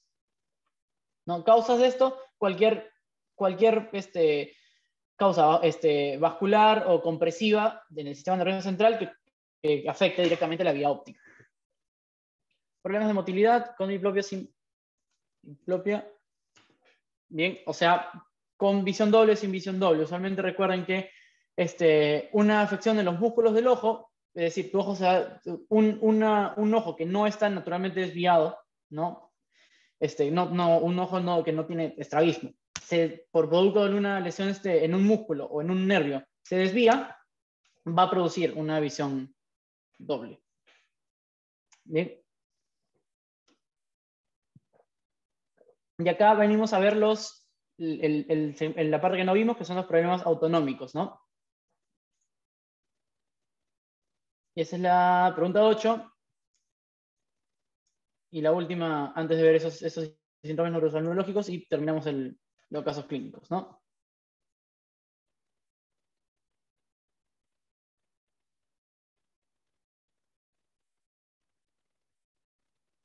Es un caso un poco más rebuscado, puede llegar a ser complicado de comprender, pero bueno, finalmente las afecciones pupilares y autonómicas en general del ojo pueden ser producto de preguntas. Yo haré una pregunta. Ahí dice se muestra placa de tórax y no hay ninguna placa. O no importa. No es necesario. No les puse placa de tórax. Bueno. Qué raro, no la puse, ¿no? Ya, bueno, imagínense una placa de tórax así. Tienes el ápice del pulmón, el esternón con las vehículas, y tienes una radio opacidad acá.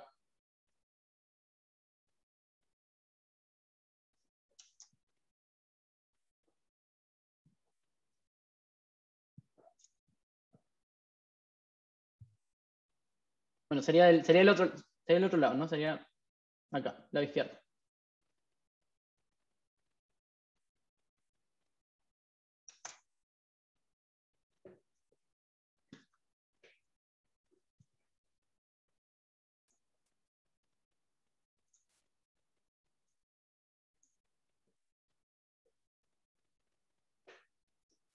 Bueno, vamos cerrando para explicar los síndromes neurooftalmológicos. La respuesta en este caso es ptosis y miosis.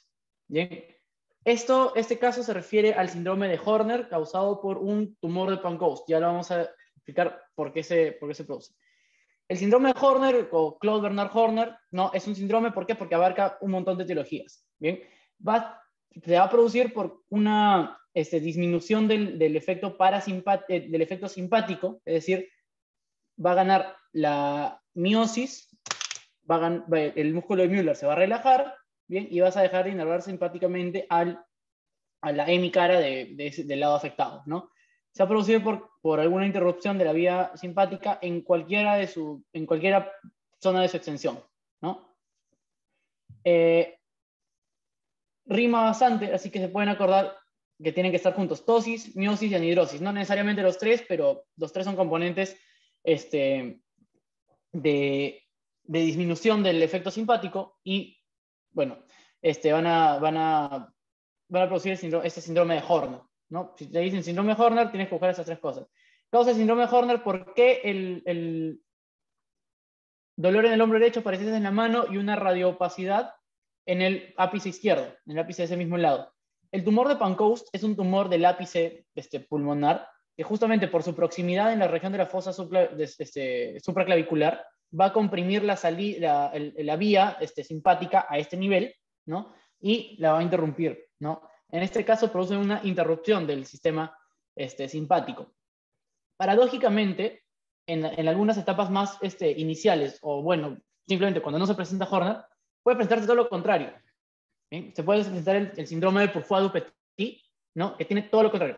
Retracción palpebral, midriasis e hiperhidrosis. Entonces, una excitación del sistema simpático del lado afectado, ¿no? Que va a, bueno, vamos a ver los efectos finalmente del sistema simpático, ¿no? La pupila se dilata, el ojo, el párpado se retrae por excitación del Müller, del músculo de Müller, y la hiperhidrosis, bueno, mucha sudoración. Esto paradójicamente, como le digo, en el tumor de Pancoast va a haber una excitación más bien del sistema simpático. Luego, hay otra cosa que se llama pupila de Argyll-Robertson, ¿bien? Que es miosis ausente, pero reflejo de acomodación conservado. ¿Qué es lo que pasa? La vía del reflejo miótico es diferente a la vía, o sea, si bien comparten un sistema efector común, el origen es distinto, ¿no? El origen del reflejo, del reflejo miótico se da en el núcleo pretectal de Ransom, en la región más posterior del mesencéfalo, ¿bien? Y el reflejo de acomodación va a venir de frente de la corteza visual al núcleo de Edinger-Westphal, ¿no? Entonces, si la lesión está acá, solamente va a afectar el origen de la miosis y no el reflejo de acomodación. Entonces, pupila de Argyll-Robertson, miosis ausente, pero acomodación conservada. ¿Qué es la acomodación? Convergencia más miosis, ¿no? Entonces, es un poco paradójico. ¿Por qué? Porque sí hay miosis al acercar un objeto, pero no miosis al iluminar. ¿Bien? Producto de que la lesión es bastante localizada en la parte posterior. Esto es bastante común, es común de ver en una sífilis, en una neurosífilis, sífilis terciaria, ¿no? Una avanzada. Otros síndromes un poco más raros, compresión mesencefálica posterior produce síndrome de Parinot, ¿no? Que es una parálisis supranuclear. Se afecta ciertas zonas del núcleo oculomotor, ¿bien? Y la mirada ya no va a poder ser elevada, ¿bien? O sea, no solamente por afección del recto superior, sino de todos los músculos que inervan a esa región. No es una afección localizada, sino es una afección de la integración de la mirada, ¿no? Entonces vas a tener parálisis supranuclear, grandes pupilas porque está afectado el Edinger-Westphal, ¿no? Entonces no tienes parasimpático, gana el simpático, tu pupila se dilata. Y hay algo que se llama retracción en tapa, bien que es una retracción palpebral, ¿no? Es bien difícil de ver, no encuentras casi nada de esa información en internet ni en los libros. Y finalmente, defectos en la vía en sí, vas a encontrar estos dos, pupila de Addy y pupila de Marcus Joan. La pupila de Addy, simplemente denervación parasimpática pupilar, ¿bien? Y la pupila vas a encontrar una pupila en midriasis, solamente la pupila. ¿Por qué? Porque esa afección está localizada anatómicamente en la inervación parasimpática, ¿no? Entonces no vas a tener ni reflejo fotomotor ni el componente miótico de la acomodación, a diferencia por ejemplo, del Argyll-Robertson, en que no tenías miosis, pero sí la tenías cuando hacías acomodación. En este caso, cuando haces acomodación, converge los ojos, pero no haces miosis en el ojo afectado porque está afectada la vía parasimpática, ¿no? Que si se dan cuenta, inicialmente no comparten vía, finalmente sí. En ese caso la afección estaría acá y están afectados ambos reflejos.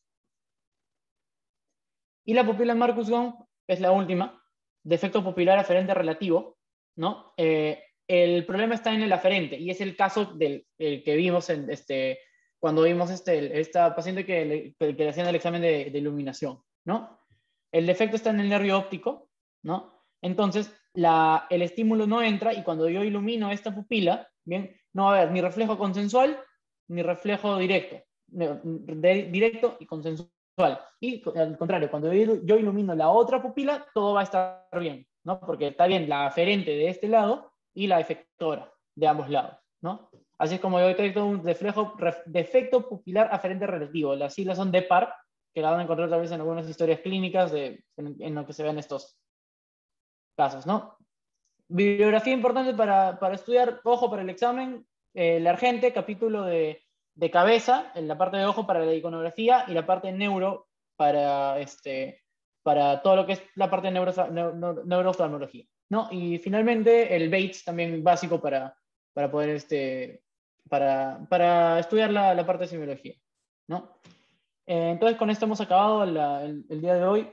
hemos alargado un poquito porque, bueno, la parte de, de examen físico es larga, ¿no? Ah, sí, ya está. Bueno, ahorita ya está solo María. Sí, hemos demorado un montón. Así que, bueno, gracias a los que estuvieron, gracias a los que se pudieron quedar.